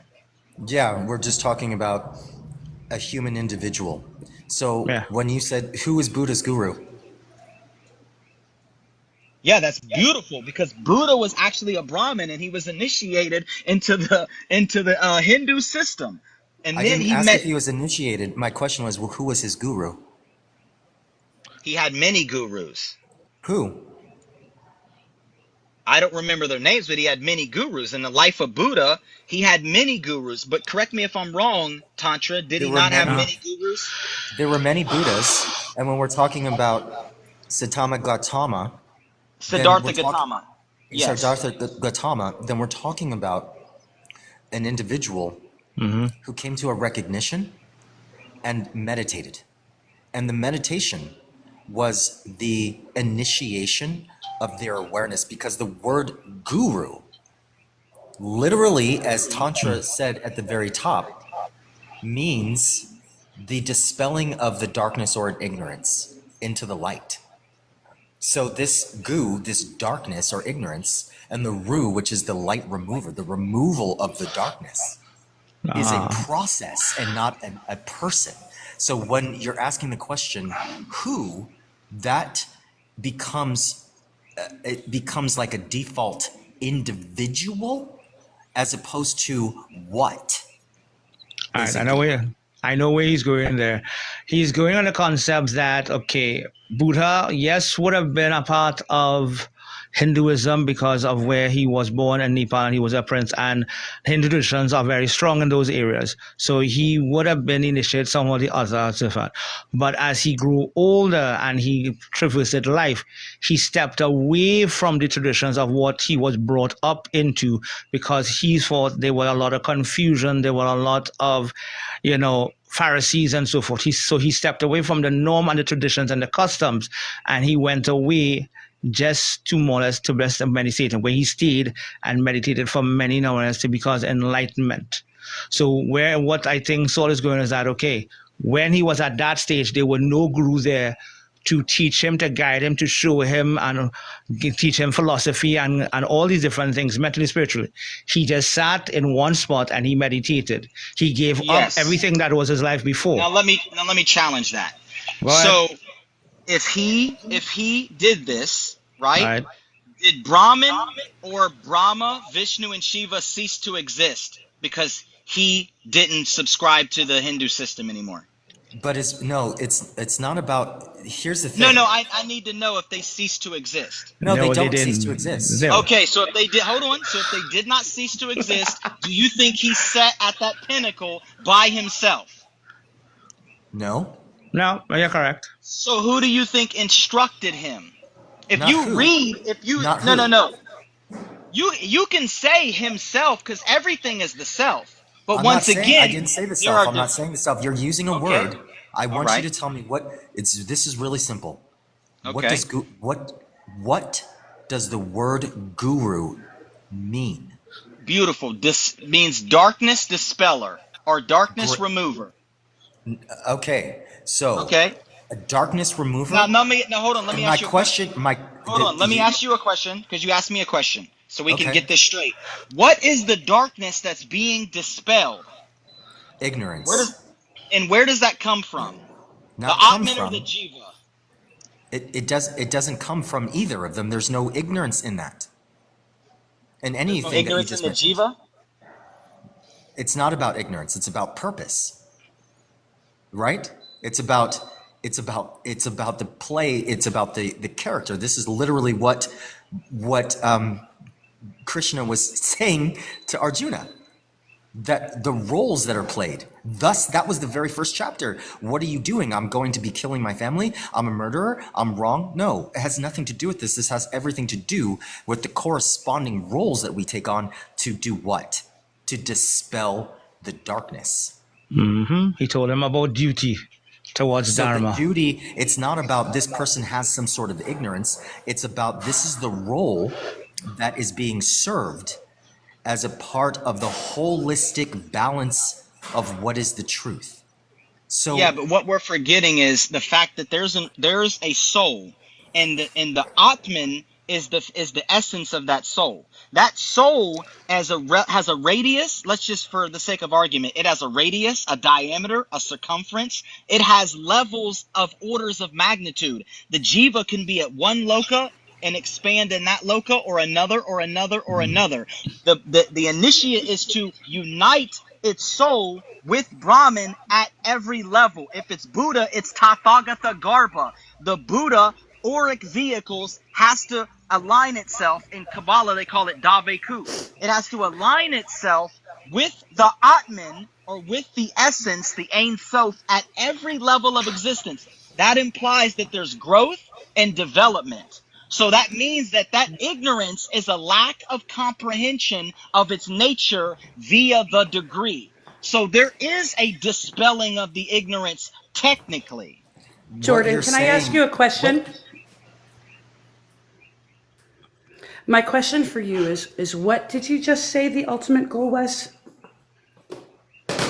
Can you repeat that part of what you said? Davekut. Which or is what? Nirvana, or moksha, or liberation, or transcendental akdut, or unio mystica. They have many words for it. Right. Liberation of what? Beautiful. So in every ancient system, they have a cosmology. Okay? In the cosmology, the first thing they talk about is the primeval waters. In the case of Hinduism, it's either Brahman or it's Adipada Shakti. Mm-hmm. Okay? And would you explain what they are, in I am essence, the going, simplest yes. words you can use?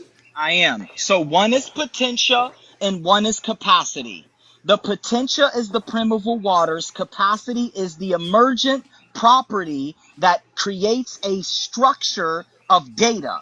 That structure of data's purpose is to reach equivalence of form with its potentia. Hence why in Hinduism, the jiva has to become aware of itself being Atman. Aware doesn't just mean that it just realizes it one day randomly. It implies growth and expansion of the vehicle as a vessel to encapsulate the fundamental principle of Brahman. Meaning, simplistically, the vehicle has to undergo transformative processes, and then what happens is it reaches what they call unio mystica, akdut, nirvana, moksha, or davekut, Which is a equivalence of form. unification of what? What is that a unification of? It's a compatibility of the soul with the potential spirit, meaning that it's like saying there's a cup. Let's say there's a cup. That cup can reach 10 sizes of a cup. You have level 1 of a cup, level 2, all the way to level 10. Once that cup is able to reach level 10, it can then become a vessel of the ocean. So that vessel has to reach a point where it can become a receptacle for that ocean. Until that point, it is not a optimal vessel for that ocean, meaning there's an expansion and a contraction. Expansion of awareness, contraction of ignorance. Very simple mechanics. And then it realizes it was always a cup and it was always the size that it was. And it facilitated all of those changes by itself because it was Brahma. It was everything already inside of it. It's just a recognition that it was already there. That's what Placid and I are telling you. That's what we're saying. We're saying you are always the teacher because you are always one with everything that you interact with, everything that exists, you already are it. It is already there. It's just a recognition Well, that let you me are now unified. I get that, but let me show you something. This is what I learned in initiation. This is why I think the guru is necessary. Because you're taking a concept and you're westernizing it. And I'll show you exactly how you're doing it. You're saying, by nature, we are all this thing. And all you have to do is realize it. But you're not telling me step 1 to step 10 of how that realization happens. And that step 1 to step 10 of how realization happens is what they call diksha. It is the initiatic experience where there's an expansion of the soul, and that requires that there is a transformative process inside the vehicle. And that vehicle exists on every one of the lokas, meaning that the devas could look at your vehicles and they could say your vehicle is immature. You can't even be consciously aware of yourself here, so you're not even aware of your operative faculties at that level. You're being worked on mechanistically by the devas right now and have no clue about it because you're not conscious enough to see yourself at that level in those corresponding lokas. You're not consciously aware of sitting before Brahman, so you don't know what Brahman is doing to your soul at that level, but it's constantly algorithmically manipulating it. So as soon as we say, well, all I have to do is realize it, yeah, you're right. That's a Westerner's attitude. And if that's the case, then everybody just realize it right now.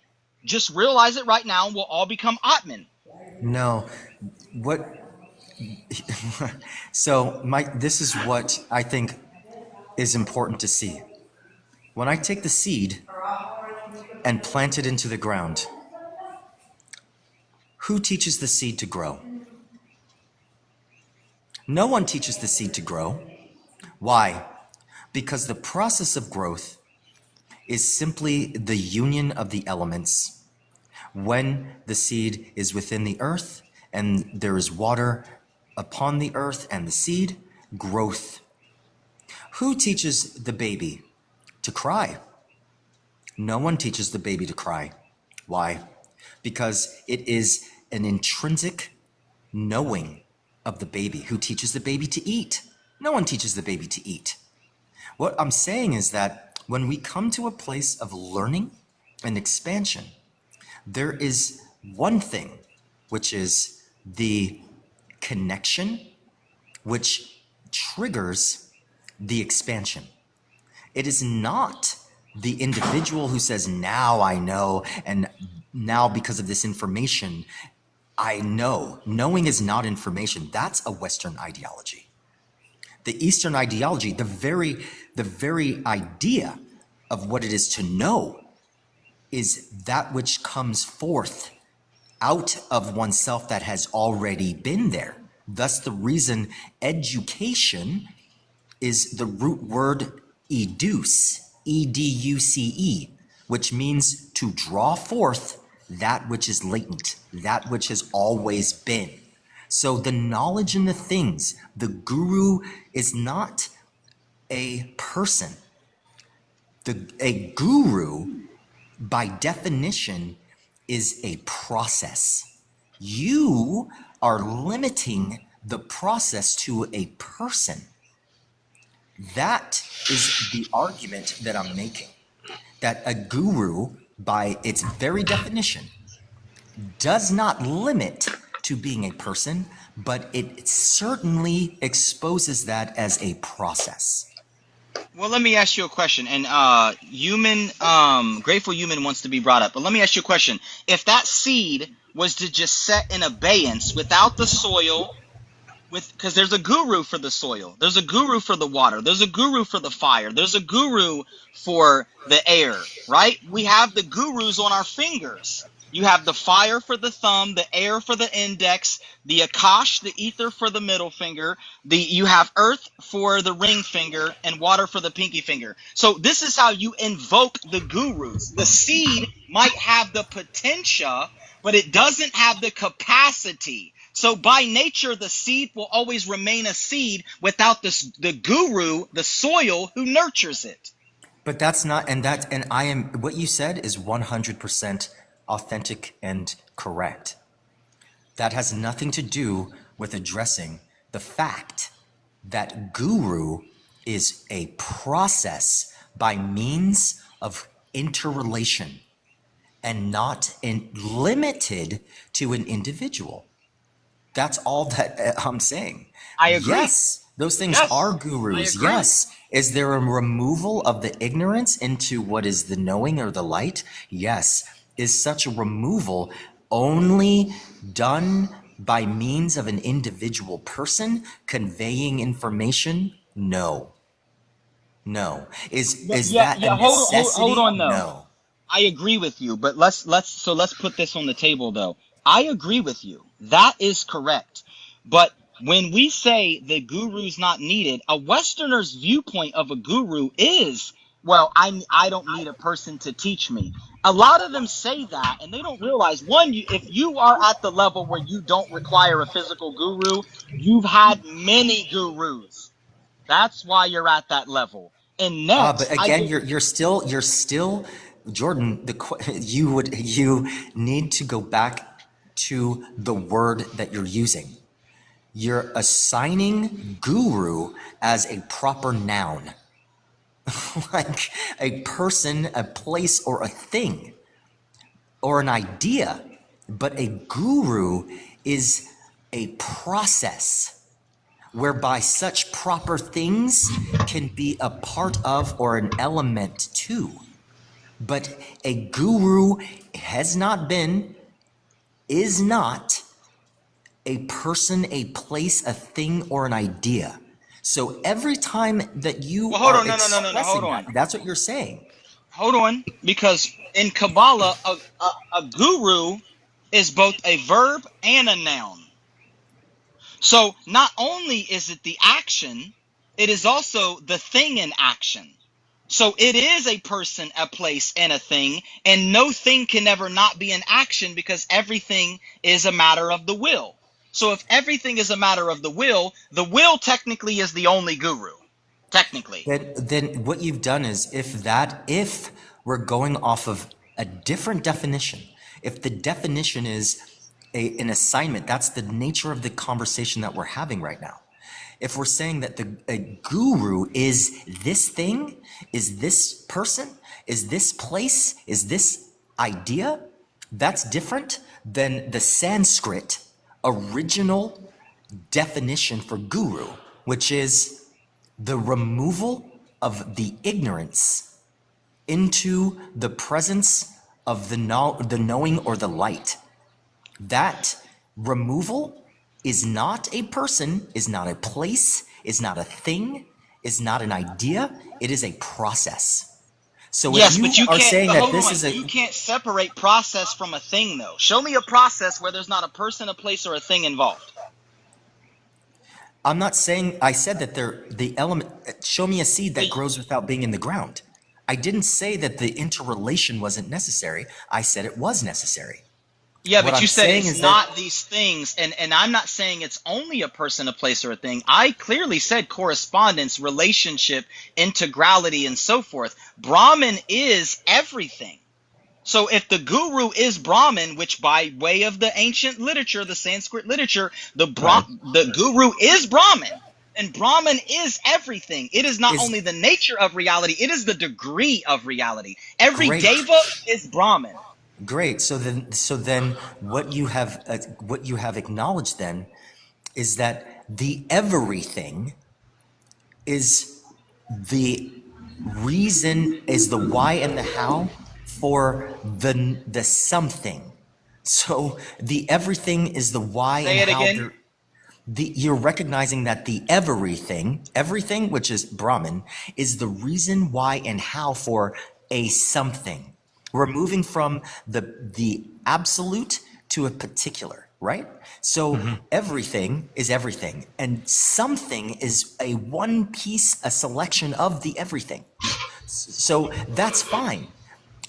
What we're saying, what's being said though, is that the elements to the process. I'm not growing a seed without the other elements. Nothing has been said about that. In fact, that was the analogy that I used. It must have this, it must have the soil, it must have the water. But this combination of elements, is the tree the dirt? No. Is the tree the seed? No. What is it? Is it the water? No. So what is the tree? Is it the limb? No. What is it? It is a combination of things and that of a particular. And we say, this is the tree. Why don't you go out to your car and take in one part and show me the car? What part is the car? Is it the tire? Or is it the timing belt? No. It's all of them combined in order to do what? To serve as a purpose of transportation. If it doesn't do that, it no longer is a car. It's the shape of a car, but it doesn't serve its purpose. It's not a car. We say, oh, it's a paperweight. It's broken. It's not the thing. What I'm saying is that a guru is a process. A guru is a process whereby people, things, circumstances, conditions amalgamate to the bringing forth of that which is already within a person into what they are. What Sarah Lynn said. Oh, they come to this recognition and they go, oh, I've always been all of these things. But I a agree. guru is not just a person. That's the only thing No, that's been hold on. I agree, but your original, I agree with you. But once again, I would say God is not just a verb, it's also a noun. It's a person, place, and thing. It's also the process of these things. Because you can't get rid of the relative. If you get rid of the relative, all you have is the absolute. If anyone's ever just seen the absolute without the relative, raise your hands. I don't think any hands are going to go up. So I agree with you that it's a process. But going back to the original statement is, I never had a guru. But now the argument is, well, the process is the guru. No, I was very clear from the very beginning. I have not had a teacher. I use that like a piano teacher. I didn't say that I didn't learn how to play the piano, and I didn't say Yes. that there weren't things that were part of my learning or teaching. I was taught by many things, But but you've not never an had a individual. guru. Correct. Not as a person, an individual person. That wasn't Yes. the case. But you Right. have had a guru, though. Have I had a process of becoming? Yes. And then did that process regard other Atmans or other Jivas? Absolutely, yes. Relation. So you have had a guru in person then? Yes. Yes. But is a person guru the necessity? No. No. Are they a part of the process? Yes. But are they always a necessity? Do I only need dirt to grow a seed? No. We have other methods in which seeds will grow just fine. What it needs is the nutriment, not necessarily So the let's dirt. pause real quick because I want to nail this down. So it's not a necessity, but it can be complementary. First question. Absolutely. Okay, beautiful. So let's say there was a yogi who never came in contact with any other yogis, right? And he started off by himself. He didn't give birth to himself. We'll give him a mother and a father at least. We're not going to immaculate conception him. But he had a mother and a father, but they left him, or they raised him until, let's say, he's 10, and they never taught him about initiation or nothing like that. Or maybe he's 16. He's a little bit older, right? And then he goes out on his own into the woods, and then he reaches enlightenment by himself. Did he have a personal guru? Yes, he had a personal guru, meaning process of growth from ignorance into wisdom. Yes. Did he have Okay. an individual human being, man or woman? No. Was Hold a on. personal human being, man or woman, necessary? No. Hold on. So we're assuming with that argument that there were no other humans that assisted him in this plane or the next. No, we're not. I'm going by the Gita, which says that one learns from everything and anything, the birds, the insects, the swine. And if one is unaware of the learnings from these things, they have yet to grow. Exactly. So if they're unaware that they had a guru and they said they didn't, but they actually had a guru, whether it's in the astral plane or whatever, even though they physically were by themselves, but they still had an ancestor or another ascended guru and they didn't realize it, what did it say again? Then they have yet to grow. Okay, so they have yet to grown to realize the fact that they did have a physical, tangible guru. Because we'd have to argue that they didn't have any ancestors or devas or any gurus on the other side of the veil helping them the entire time. Because I'm going to give you an example. When you study Buddhism, right? Buddha would teach and he would hold these grand lectures. And there's a story about some of his disciples were around him, and then one of them noticed that Buddha wasn't just teaching here, he was teaching in the other lokas. And he realized that the dialogue was happening on a multitude of different planes. So anyone else would have seen Buddha by himself and said, Buddha's clearly by himself. He must be a great guru. Who could have taught the Buddha? But in reality, when Buddha was being educated in these higher dimensional planes, there were great yogis that were assisting him in his enlightenment. And this has been documented. So then everything that you said, I rest my case. I rest my case right then and there with everything you literally said, because what you have acknowledged is that there are multiple elements, including people, that are a part of the process, but no one individual is the process. The individual, if you want to take it down your road, I agree. Who goes and teaches and all of those things, what are they doing? They are providing experiences that brings about an awareness of knowledge that has already been within the individual. It is not the fact that this person has brown hair, blue eyes, whether they're black, whether they're tall, or woman or man, or what, any of the physical things. A guru, this person, has nothing to do with it. It could be a fucking donkey, and they are on an island, and in their life they become enlightened because this donkey is the process, is a part of the process. But I is agree. the ground just as important? But I never said that the guru was how the individual got the knowledge. Of course, they're inducing it. That's what a guru does. All of the Diksha is about induction. If it's Right. a mantra, they give them the mantra, they induce it from within. But the guru is acting as a guide on the path, and there's It never is, but not what a you're guide. doing is you're saying, here's what you're saying, Jordan. I'm gonna say what you're saying. The car is the tire. The car is the tire. No, a tire is a part of the car. If I only have a tire and nothing else, do I have a car? No. No. But tires are important. They're extremely important. But if it's only the tire and you're not acknowledging all of the parts of what makes it a car, it is not a car. It's a tire.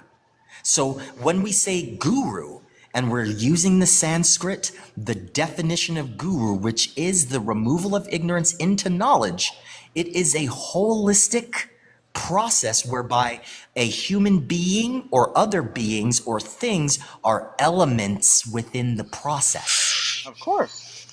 And that guru would have been Brahman. So it would have been everything. So there would never be a person without a guru. So the original question is a guru necessary? And I think I started original off question saying, was yes, a guru is hold on real quick. I said a guru is necessary. I never deviated from that. Now, if we could rewind this, I'd like to see if anyone else has deviated from it, and we might have evolved the conversation. Oh, no. Originally, There was yes. no deviation. There was no deviation from my part because I made it clear many times that I was not limiting, which I said to you like half an hour ago, limiting guru to an individual. Where you seem to be limiting guru, the process, to an individual. I said an individual is an element to the process. So do we all have a process of the becoming? Yes. And yes, is but that if process we guru? hold on Yes. real quick. If we rewind this, though, I'm the one who brought up the fact that the guru was everything by nature. So Yes, I you never did. deviated. Once again, I never deviated. I did not know that. And I know what the guru is because I know the definition. And I was raised by a guru.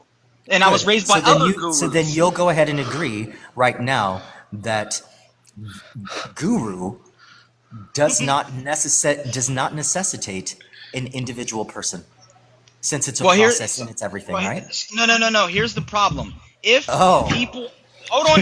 Watch this. Hold on. Watch this. Give me an example where there was an individual who existed in isolation and achieved initiation, and then I'll agree to it. If not, then yes, an individual is necessary because it is a relationship, and there's always been other humans. It wasn't just one human who discovered it and then other humans popped out of nowhere. There's always been a relationship with other human beings. So yes, it is a necessity to have other human beings as gurus alongside the other elements of nature. Oh, geez, I love that comment. I love what Pika said. I feel they lost their bishops. I gave examples already earlier. I mentioned from the Abrahamic faith, literally Abraham. Okay, number one.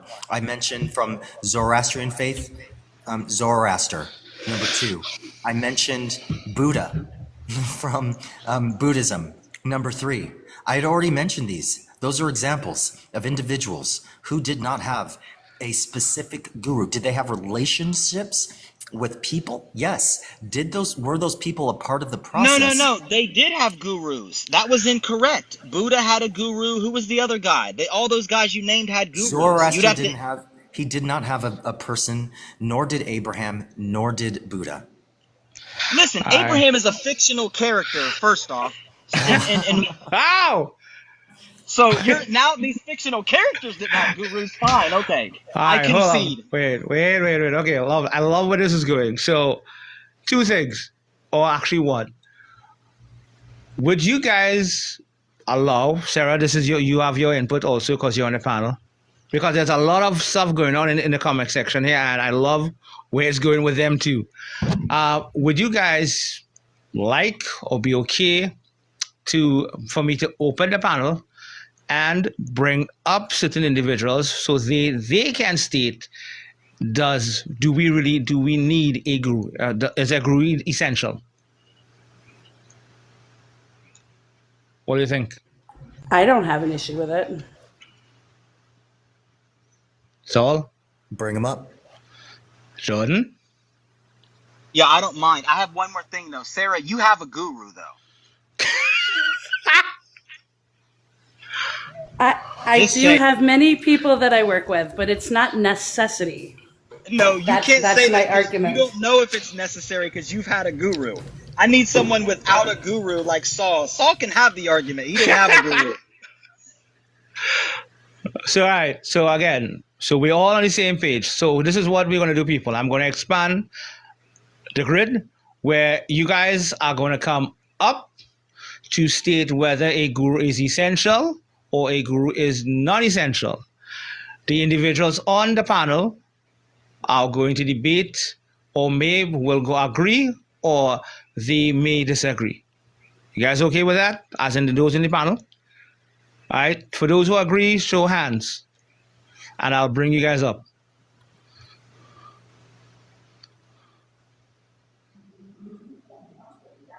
Are you talking about people in the comments? Yeah, I want people in the comments to show hands if they agree with that, because they're coming up to state if they believe you need a guru or you don't need one. So based on what they said, the panel is either going to agree or they're going to disagree. Right? So yeah, let's expand the group. Let's expand the grid. Let's see what happens. Well, the question. So here's the question though, because we've taken the concept of guru and we haven't elevated it because it was already an elevated concept, but we've taken it to new dimensions for the listening. So the question would be, what is their definition or understanding of a guru, and do they think that they need it? Because we have an expanded definition at this point. Yes, you're correct. You're totally correct. So I will stand correct on that. So yes, you are correct.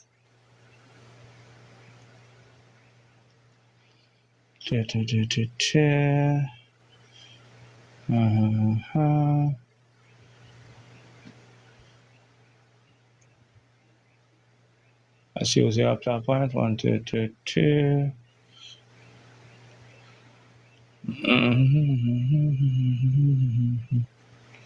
All right, let's bring it.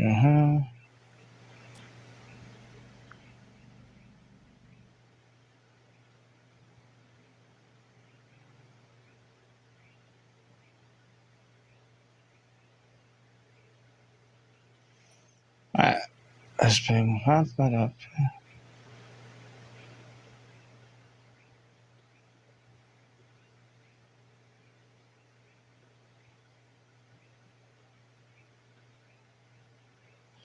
All right, let's see if everybody else comes up. All right, so who's the other one? Lovely. Astro is here. Beautiful, beautiful, beautiful. So I just want to state you're all wrong. Of course we are, Miss Fika. We will get to that. Oh, Aiden declined. Why, Moses? You of all people should have been up here. Because there's not enough room. Tantra? No, I pulled him up and he declined it. All right, so we will start from humble, go across. Hey, Charlie, but I just took a bite of a delicious s'more. So that's not. Excuse me. No, your excuse. So from your concept, Jordan, what's the question you was asking? So we're clear with it. What is each individual's definition of a guru? Yeah. And do they think that they need a guru based upon their definition? I'm not going to give a definition because I think it's limiting. I'm going to describe an experience. So if I'm being authentic, then I'm not going to give a definition. I think we've done that enough. And I think people have a general understanding or a baseline. I'm going to say that my experience is guru is relationship. whether it be relationship with nature, whether it be relationship with your teacher, whether it be relationship with your friend, your mother, your father, anybody in your life, elements, herbs, whatever it is. Ultimately, we're all teaching each other, and it's relational. All right, cool. All right, well, Grateful Human was there. He dropped. Okay, Jared. Hello. So, for me, I'm going to use guru in the context of either a formal kind of initiation or a formal training through either person to person, group to person, etc. within this context. Because in the broader context, I agree with all of you guys as far as everything being a guru. But so, with that being said, I believe that no, it's not necessary. If, for example, if you're at the level where you are just wanting to have a kind of spirituality to get through life and to give you enough of something real to bring you into a solid individual practice, I don't feel like a teacher or a guru is always necessary until it gets to the point to where you start going deeper. And then after you go deeper, well then even if you don't have like a one single person that you learn from, like everybody here probably has either watched a lecture, watched a documentary, read some books, has either had conversations with other more experienced people, and Mm-hmm. that's and that in itself is a form of guru yoga. And as far as whether everybody needs the formal stuff, I don't think so. But I do, because I've never been formally initiated myself, but I've had two very good teachers who basically were able to provide all the same guidance of any formal system. But there are systems that do have formal initiations for people that do need that and can benefit from that. Now, I feel like what one person might can build from is what another person would be distracted by. Because let's Mm-hmm. say, for example, you get reincarnated into this world or into this era, and you get reincarnated with a past life knowledge of a system that's no longer around. So your job here is to create a new system or to reinstate the system that you learned in your past life. I believe that that's happened numerous times. I believe personally that that's happened in particular with the Gnostic movement. Right. A lot of Gnostic movements. I believe that, if you look at Muhammad with the revelations of the Quran, how did he learn all the Quran? He went and separated himself from everyone and meditated in the cave. And then it was Gabriel, so this is where the context gets a little weird, because it was the angel Gabriel who became his guru, basically. So then you have a Jared, case where, Jared, I do apologize up to that point, but I just want to acknowledge something that is going on here. From information coming from Saul and Pika, there are accounts, and I think Drea said it too, there are accounts that are starting to go dark on TikTok. Just putting that information out there. Yes, on that note, Placid, message me so I can get back on. All right, Jared, you What can does that continue. mean? but yeah. So yeah, I think that pretty much I started good timing because I started kind of derailing myself a little bit. But All yeah, right, so I cool. just think that each person's different, and we need to take it individual by individual. All right, cool. Pika.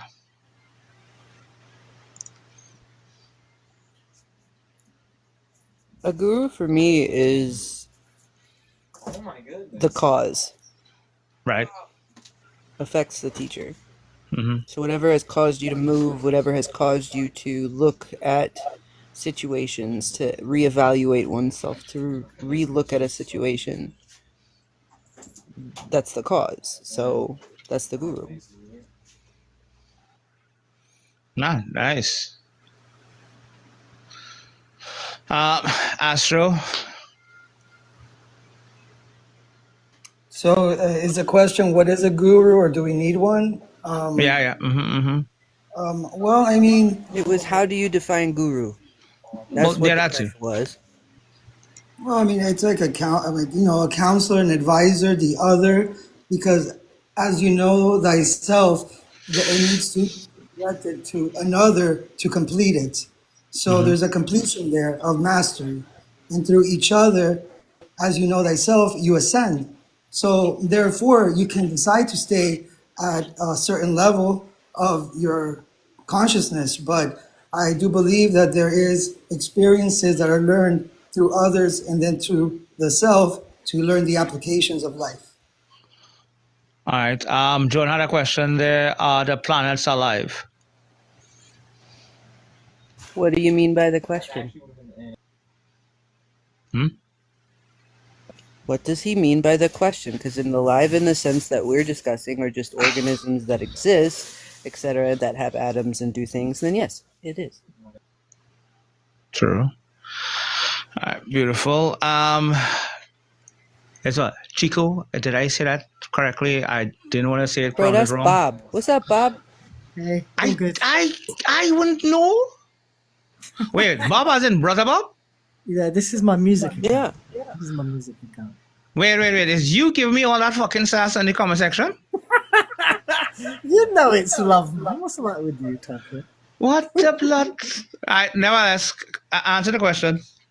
Okay, so I mean, this I got to say, this is actually a great topic, and I'm glad you kind of hosted it because, I think that essentially there's many paths, and this is one where you can kind of decide, basically both people are right. I mean, it is having a guru is definitely one path, but that doesn't mean that there aren't self-realized souls or people that have achieved enlightenment without guruship. And so it's I think this is kind of like an individual choice, but it doesn't take away from the fact that everything that's needed is within the self. Even a guru, what is a guru actually doing? He's only taking what's within the individual and unlocking a little piece of it.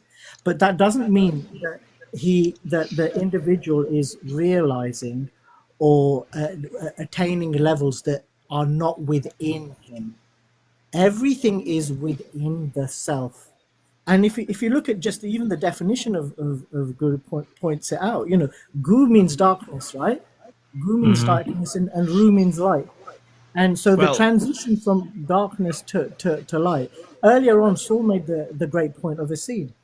Does the seed need anything? Isn't all the potential already within it? And just even things like, I mean, to say that a guru is absolutely necessary, even within that statement, you're killing the entirety of Zen Buddhism. There's a famous saying in Zen Buddhism: if you meet the Buddha on the road, kill him. Because that's implying that the ultimate truth is found within oneself. It's not external. It's not found from an external guru. It's still everything is achieved from the inside. And so and in many Buddhist traditions, right, the emphasis is always on discovering the truth that's within oneself. While teachers and guides are respected, ultimate realization is always believed to come from within, not without. Real quick, I want to say something. If it all goes dark, I don't really know what the hell's going on. But I think that we've done well with the concept to really, kind of expand it as much as possible. If it wasn't for people like Saul and Sarah and Humble and Pika and Astro and even Bob, with his ridiculous comments, then I wouldn't be the philosopher that I am. So I appreciate it because it refines my technique, it refines my argumentation, it refines my perspective, and it allows me to be even more well-rounded. And I haven't met a greater bunch of individuals or more advanced critical thinkers and deep philosophers and mystics that I have on this app. Where did Jared go? Jared too. He disappeared on me. And all of you guys in the chat, you guys are all amazing. Just another point at Tantra. Just wanted to make that in even in Sanatana Dharma, there's many examples of self-realized souls that achieved that without a guru. Sage Vashista is one, and look, I mean, my path is Advaita Vedanta. So Ramana Maharshi, he a renowned kind of sage. He achieved enlightenment at the age of 16. But how did he do that? The Advaita Vedanta path is one of internal sort of self inquiry, deep inner experience, and that self inquiry. He didn't have a formal guru. True, very much true. Yeah, and what is it? Dattatreya, Ashtavakra. There's many. Yeah. There's many just in Sanatana Dharma alone. Brother Bob, though, here's the thing, Bob. I greatly think that's out of context, and the reason why is because you're not considering that when you read these mythologies about these gurus or these historical references, they had other assisting agents. It wasn't just nature, which is, a facet of the guru. There were other individuals, who were assisting them. For example, every guru had a destiny. That means that they had planetary spheres. In Hinduism, the planets are gurus. Yeah. So, but this is the They point. all had destinies. They all had influencing agents, as well as other humans, ancestors, initiates, and so forth that assisted them. But give me a scriptural reference where that wasn't the case. All of that's already inside you. Everything of that you have the universe inside you. So that kind of makes that point completely moot. And you know what? Dattatreya is actually a great example, because he's a revered sage and deity in Hinduism, right? And Sanatana Dharma, and he's claimed famously to have learnt from 24 gurus in nature and the world around him, right? His gurus included the earth, fire, a bee, even a prostitute. So he's demonstrating that enlightenment can come from observing the divine in all aspects of life. But everything that's external is already internal. So what are we saying here? True. I'm saying Same that damn thing. equal in nature, different in degree. It's not the same damn thing, because you're talking about a seed in isolation, and there is no seed in isolation. So I meant when he was talking about the elemental components of things. not that's still you. a guru. I'm talking about him. Exactly. I'm saying if you Westerners make this argument all the time. It's like they want to be in power. They have no concept of submission to the divine will, because they think that they are it in totality. It's like by nature you are it. By degree, you are a fraction of it, an infinitesimal fraction. And until you've actually experienced initiation, it just sounds good coming out of your mouth. Like it does. It sounds great to someone who doesn't know. It sounds awesome. It's like, yeah, we're all one. I'm the divine. Let me liberate myself. I don't need the guru. It's like, you don't understand the concept of guru at that point.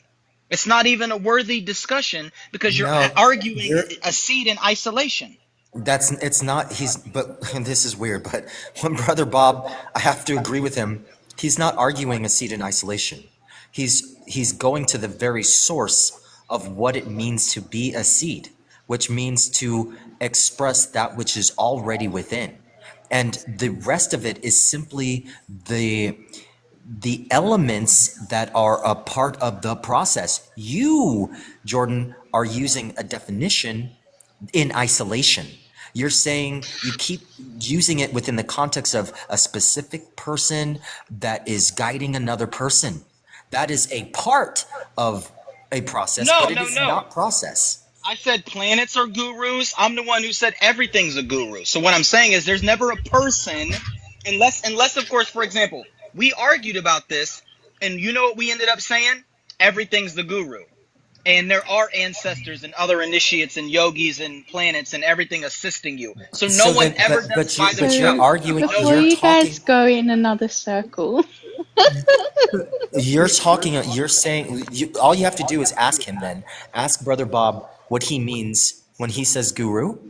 Like, are you talking Bob, about... did you mean a seed gets water and soil, or did you just mean the seed all by its lonesome, in its solo self, the seed sitting on a sidewalk? Yeah, look, the seed itself is already divine. So, like, you know what? Advaita actually is a really good sort of example of this, because in Advaita, the kind of core thing behind this is that we assert that the ultimate reality, Brahman, right, is non-dual. So that means that there's no separation between the individual self or the Atman and the universal self, which is Brahman. Everything else is basically Maya, it's illusion. So when it comes to self-realization in Advaita, that involves recognizing that one already is Brahman.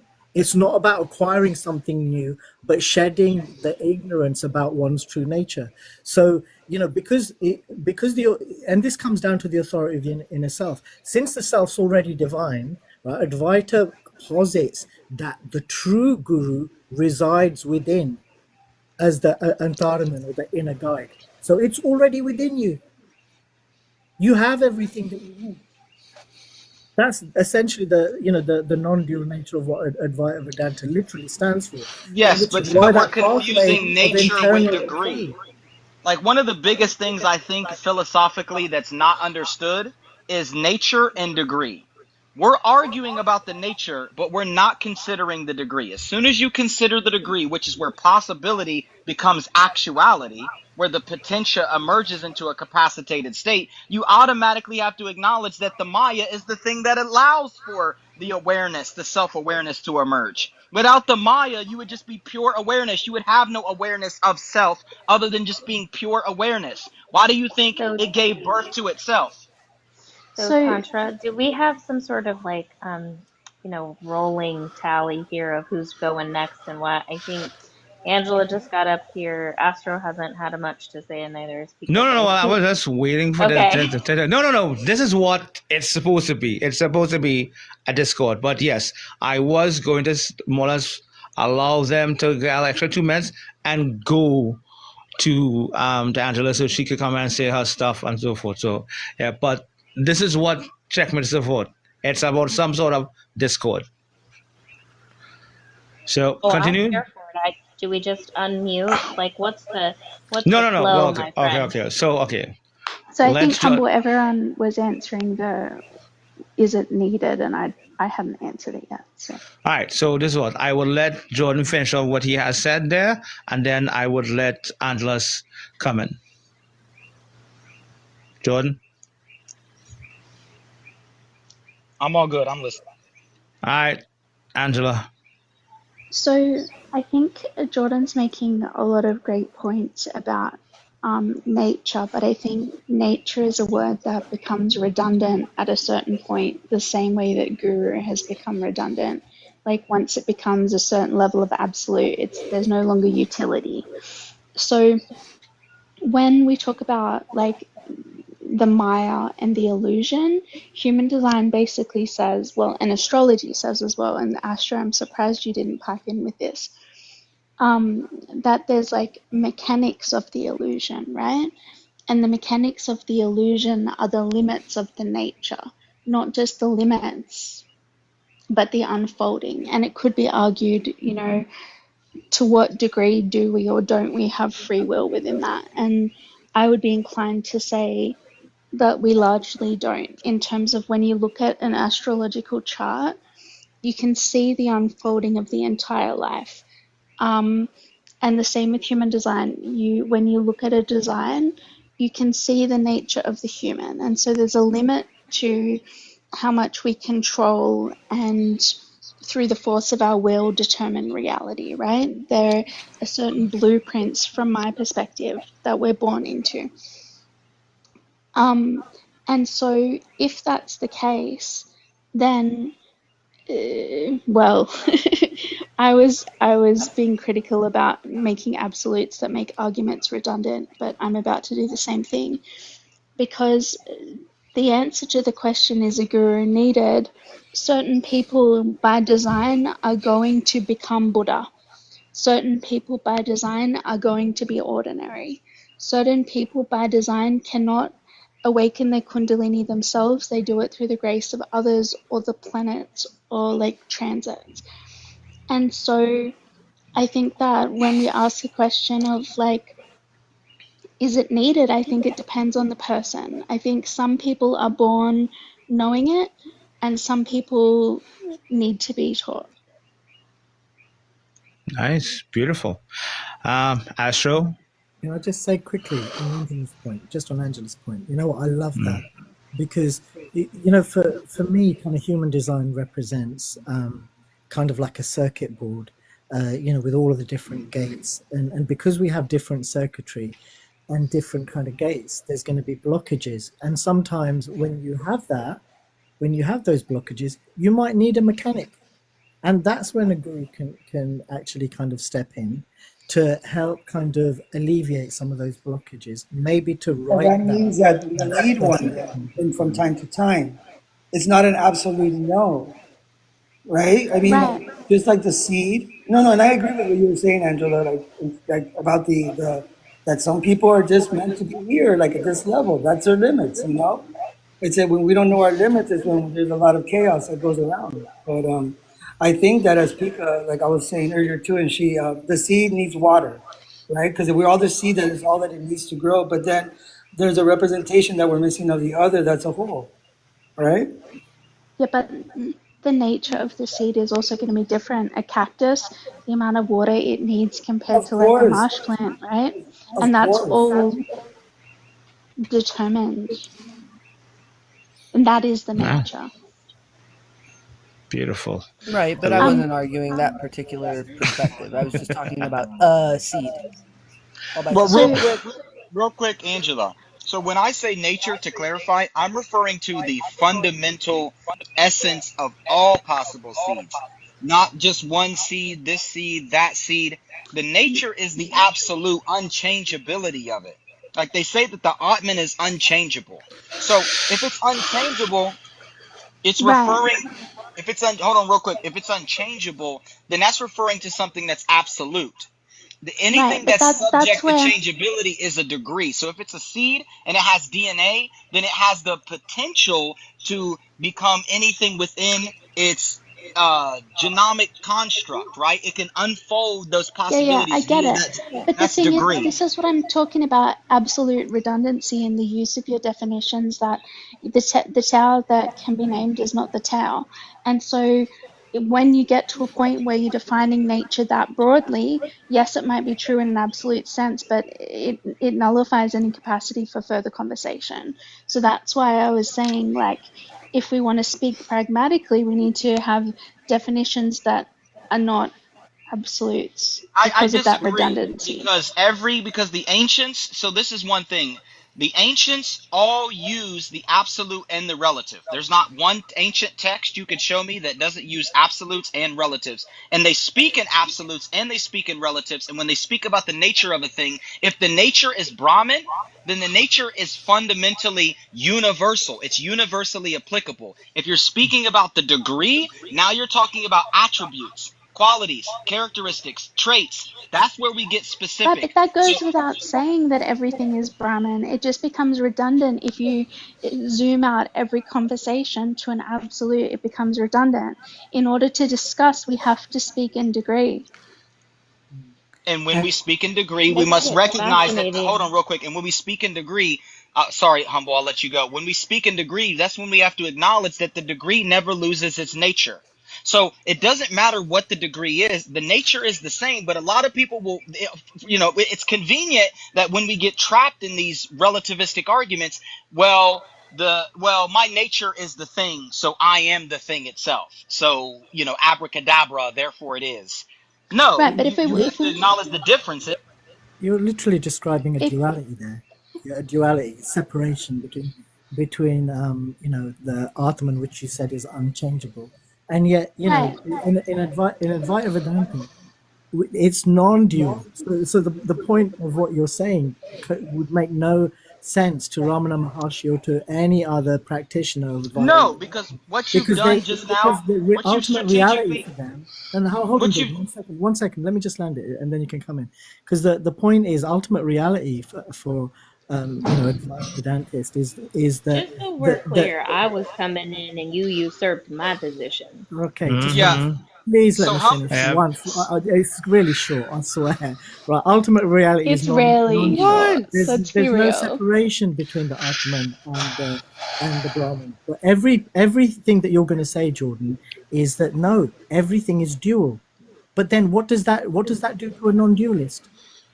that's not what I'm Especially gonna Ramana say. So I'm gonna let Maharshi humble talk. I'm gonna and let people humble that have talk. I'm gonna say achieved one thing. I'm gonna say enlightenment one with thing in response to you. Hold on. I'm gonna say one thing in response to you, and then I'm gonna let humble talk. So here's the thing. You said dual, but you don't realize that when you say everything is non-dual, you automatically become a dualist, and you don't even realize it because I don't. now you do, because you don't understand the difference between the nature and the degree. The nature is non-dual. The degree is dualistic. Non-duality is encompassing both of those, which is not what you're doing.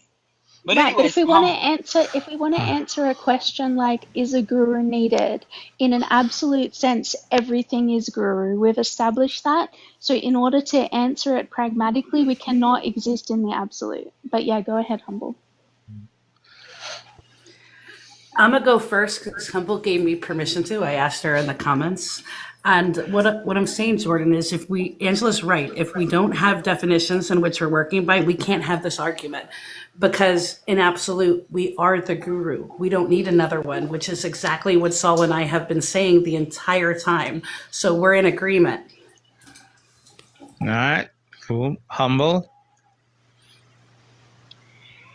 I would say that linguistically, we are in the land of Babel, and that frequency speaks, resonance speaks, and you can tell where people are at when there's discord and there's confusion.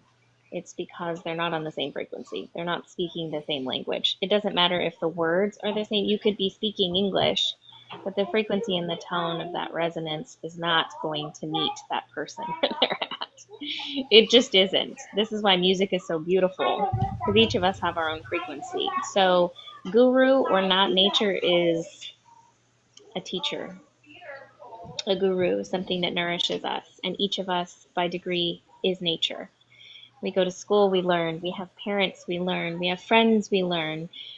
We go and learn in nature. Nature teaches us a lot of things. So I would say if it comes down to linguistics and we need a definition and then we need a descriptive factor and we need all of these things, that's already been established. What each individual unit of consciousness understands it as is going to be different. So there are some who do require it. It's part of where they're at on the path. It is their frequency, and they will attract that individual or multiple. If they are not, it means that they've embodied it, and it's not something that they need. So if we go with equal in nature and different in degree, by degree, everybody is going to have a different answer because everybody is different. Beautiful, beautiful, beautiful, beautiful. At that, Humble, after that, I'm going to pull the plug on this first edition of the Round Table. Jordan, I want to thank you, my brother, for knocking it out of the park, for your tenacity, for your intensity, for your passion, everything. We got you riled up. You went at it. You did not skip a beat. You were on point everywhere and you were going at it.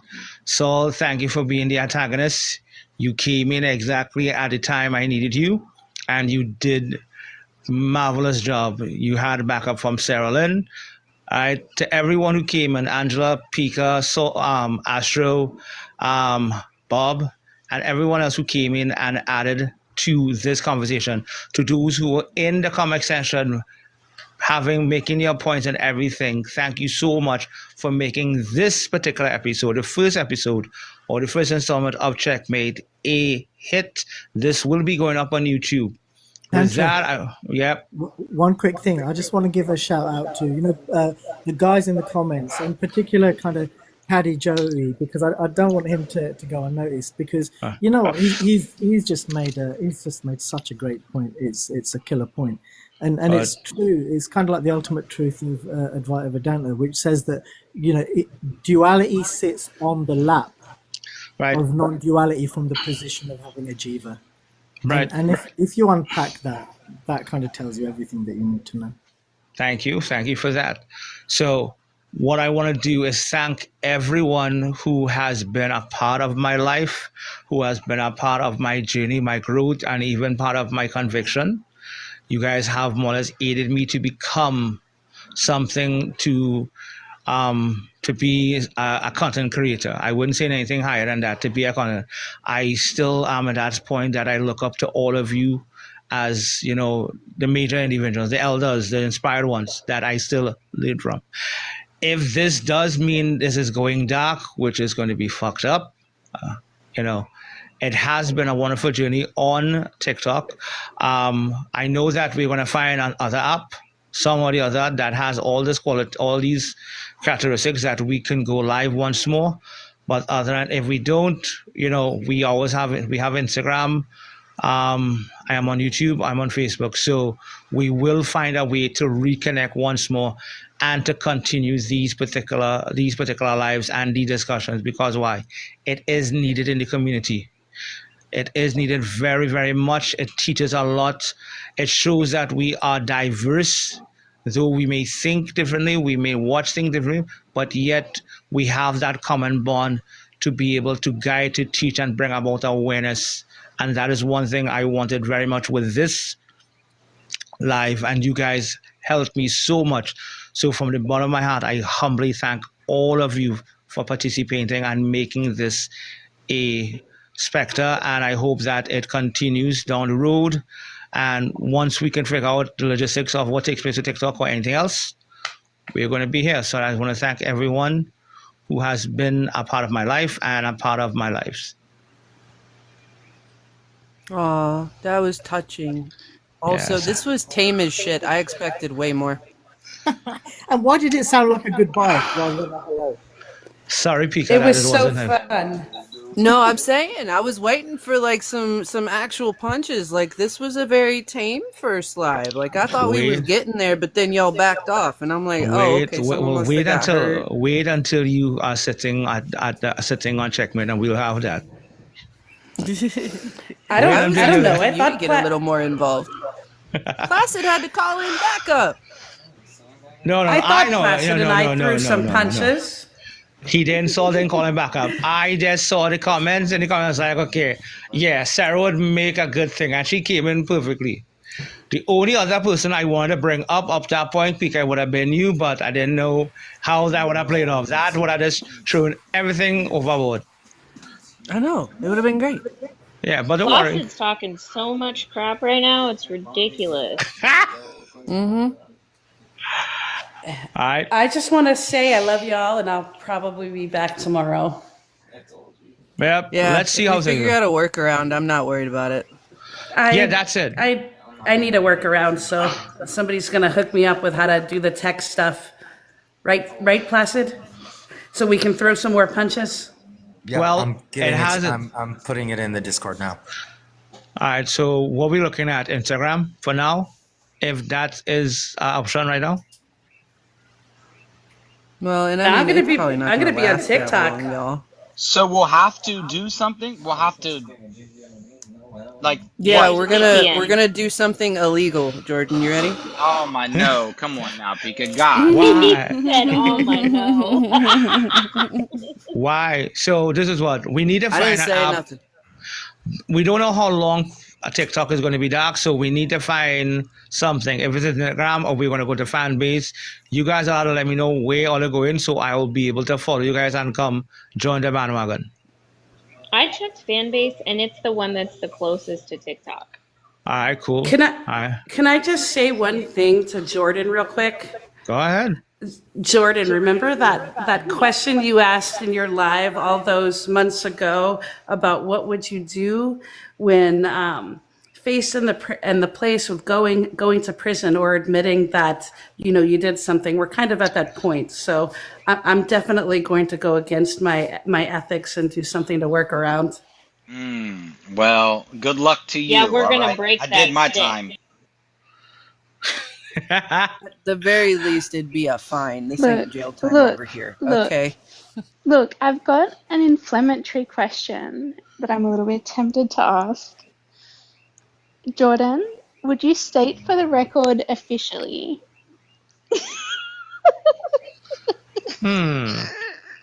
I will do no Jordan. such thing.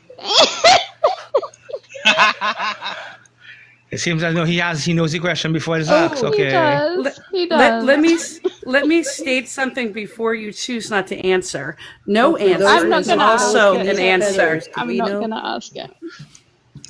but no answer is also an answer. Ask it. Ask it. Ask it. Yeah, definitely. Do you neither confirm or deny allegations that you believe yourself to be a Zeta King? Do What? what now? Say that Believe again. yourself to be a Zeta King or Of a course, Messiah. because I know. Yes, I do. I do believe In myself to be in a Zeta King because I in know what it absolute means. terms, not in relative terms, No, because or in absolute would mean relative Adam terms. Cadman in relative terms. There is no, the only absolute from a relativistic standpoint, meaning Dave Kut, would be Adam Cadman or Ha Mashiach. So the Mashiach would be all of creation itself. So a Mashiach is an individual who has attained a certain level of initiation. They would have had certain preparatory steps that they would have gone through. They would have had certain initiatic rites that they gone through, and they would have certain proofs to validate that. So if an individual wanted to have those proofs, then I could put forth those proofs. The point of this matter is this. Why would I put forth the proof of it if individuals were ill-equipped to comprehend the proofs itself? Hmm. I don't run around screaming that I've attained this or I've attained that. And the reason why I don't do it is because it's unnecessary. Regardless, let's say I was the Arizal, reincarnated. What would it matter what I did in my past life or what levels I have achieved? What I can offer you now is what matters the most for me. So am I a highly advanced initiate? Have I had initiatic experiences? Have I attained the higher levels of the Zohar? Do I have proof of this? Yes, I do. But what does it matter is the question. Tantra, I kind of buried the lead there. I really left it to right at the end. No, small thing. So I have a question for all of you. Now, if officially what we call what the topic this was going to be, it's about was the guru. So I am going to upload this to YouTube. From all of you, what would be what you would define to be the best way to state the topic itself, based on the conversation we just had? I think How?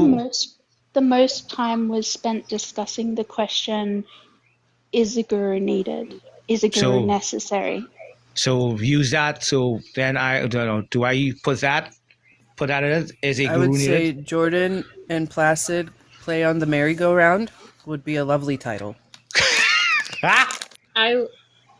I would say call it guru, A to Z, or call it guru by nature and degree. I The would say guru. call it RICO Act because Pika openly admitted to committing crimes and we were all here to witness No, it. no, no. We were No, part no, of a No, RICO no, no. conspiracy. I have committed no Absolutely, crimes unequivocally as of not. right now. I Did not. Absolutely, unequivocally well, not.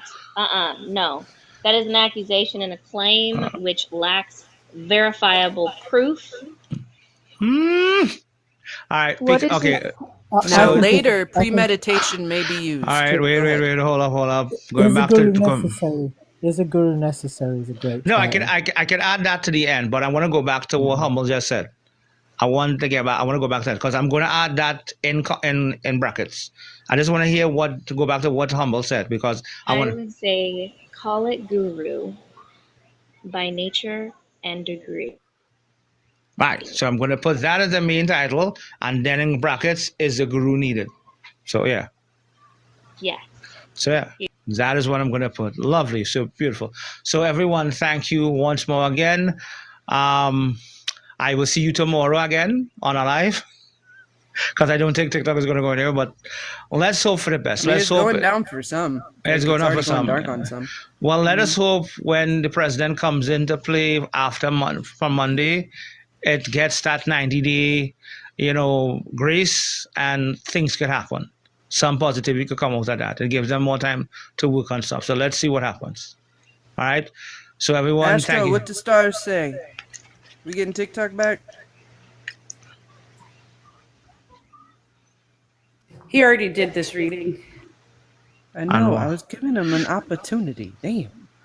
He hadn't said shit. Astro. Oh, Look like he's busy. Oh, sorry. Were you saying something? Sorry. I said, so Astro, what the stars say? We getting TikTok back or what? I was trying to give you an opening to speak. Well, I mean, I think there's definitely a change coming. Like, I already got so TikTok started like in 2000 and I think it was 16 when it was founded. And due to that astrological chart, the North Node was in Virgo, South Node Pisces, right? Now it's flipped. So there's a difference that's coming to the rhythm. I haven't really gone deep down into that because I was doing the one on politics, and since I already have YouTube and Rumble and Instagram in the past 6 months, since I knew there was a change coming, you know what I mean? It's there in the chart. I started to take my following, like a hairdresser takes him, to its own business, and started to move everybody to Instagram. So, what do you think, Pika? From that, do you think it's going? Do you think it's momentarily? I think there's going to be a blackout. I think you want me to be honest with there's you? gonna be a blackout, but Okay, I that's what don't the think it's charts gonna say be in a for way. long. Yeah. But there's definitely a rhythm coming because it's this is like Neptune, like at its last degree, right? Neptune rules the media, right? It rules the understanding of how we're able to have this, like how deception works in the Bible, the age of deception. So this is like the last stage, right? This is where you're going. And I'm just kind of looking at it like it's gonna be that redirection for the There's a the US. redirection. Like, hey, you've got this moment. You got like a week or two. Like, chill out.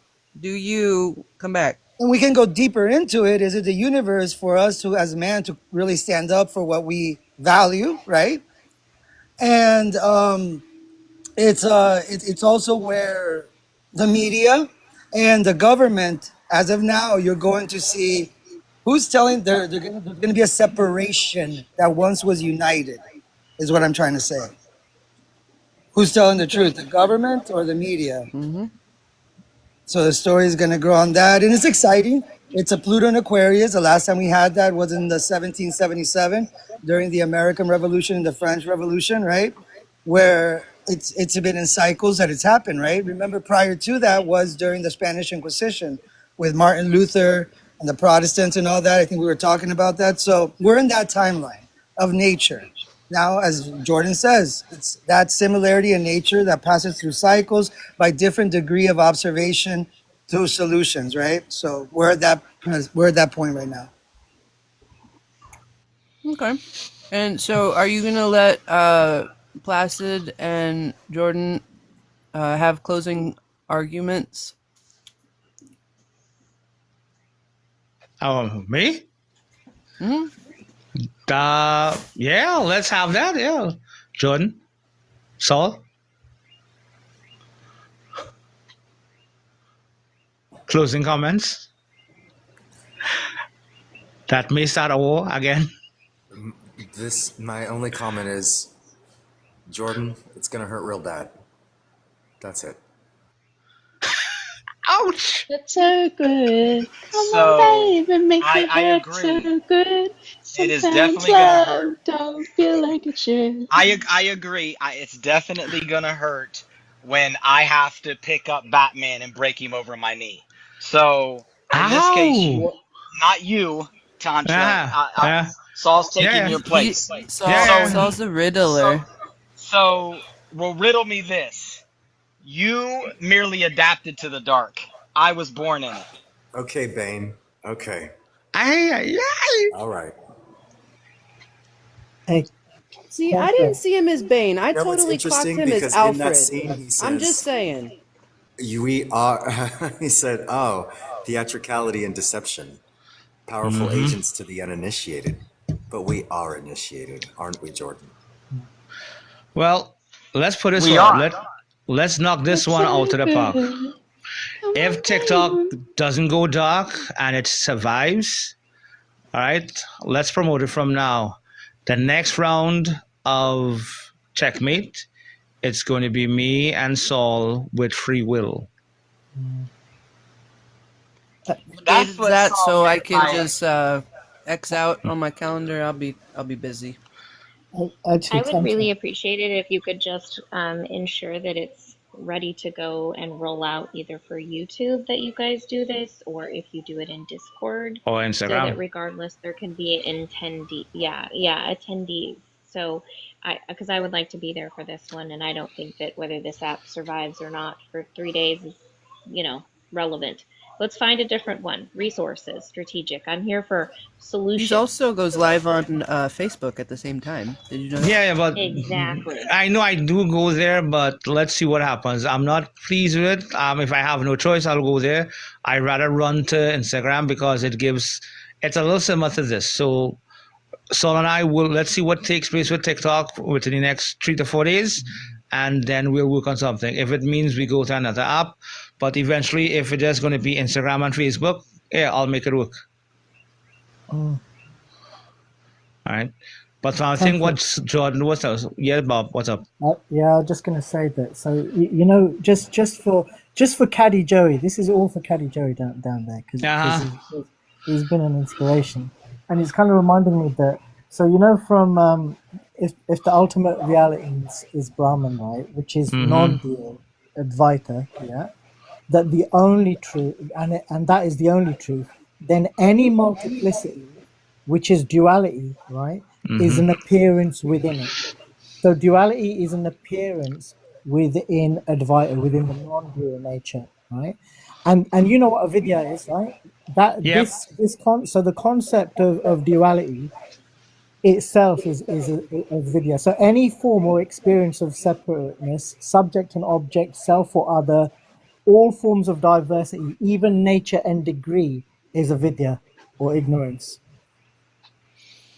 Very much true. So on that note, my dear family, my dear friends, my brothers and sisters, I will pull the curtain. But I will keep contact with you via Discord and WhatsApp for those contacts I have, and those who are on Instagram who have added. And we will figure this out to see when we can put things together for the second edition of Checkmate and the round table, which is supposed to be the 26th and the 27th. That's a Sunday and a Monday. So we'll see where it leads us and where we could do it. We'll choose the better platforms and we'll run it from that point. So thank you, everyone who has been here. I love you all. Good night. Yes. Peace and blessings. Thank you so much, my dear. Bye, everyone. Hi. Thank you for having me. I have the guys. same Thank exact you, name Tantra. on Discord and Instagram if anybody's looking for me. Yeah. All right, thank you. Later. Later.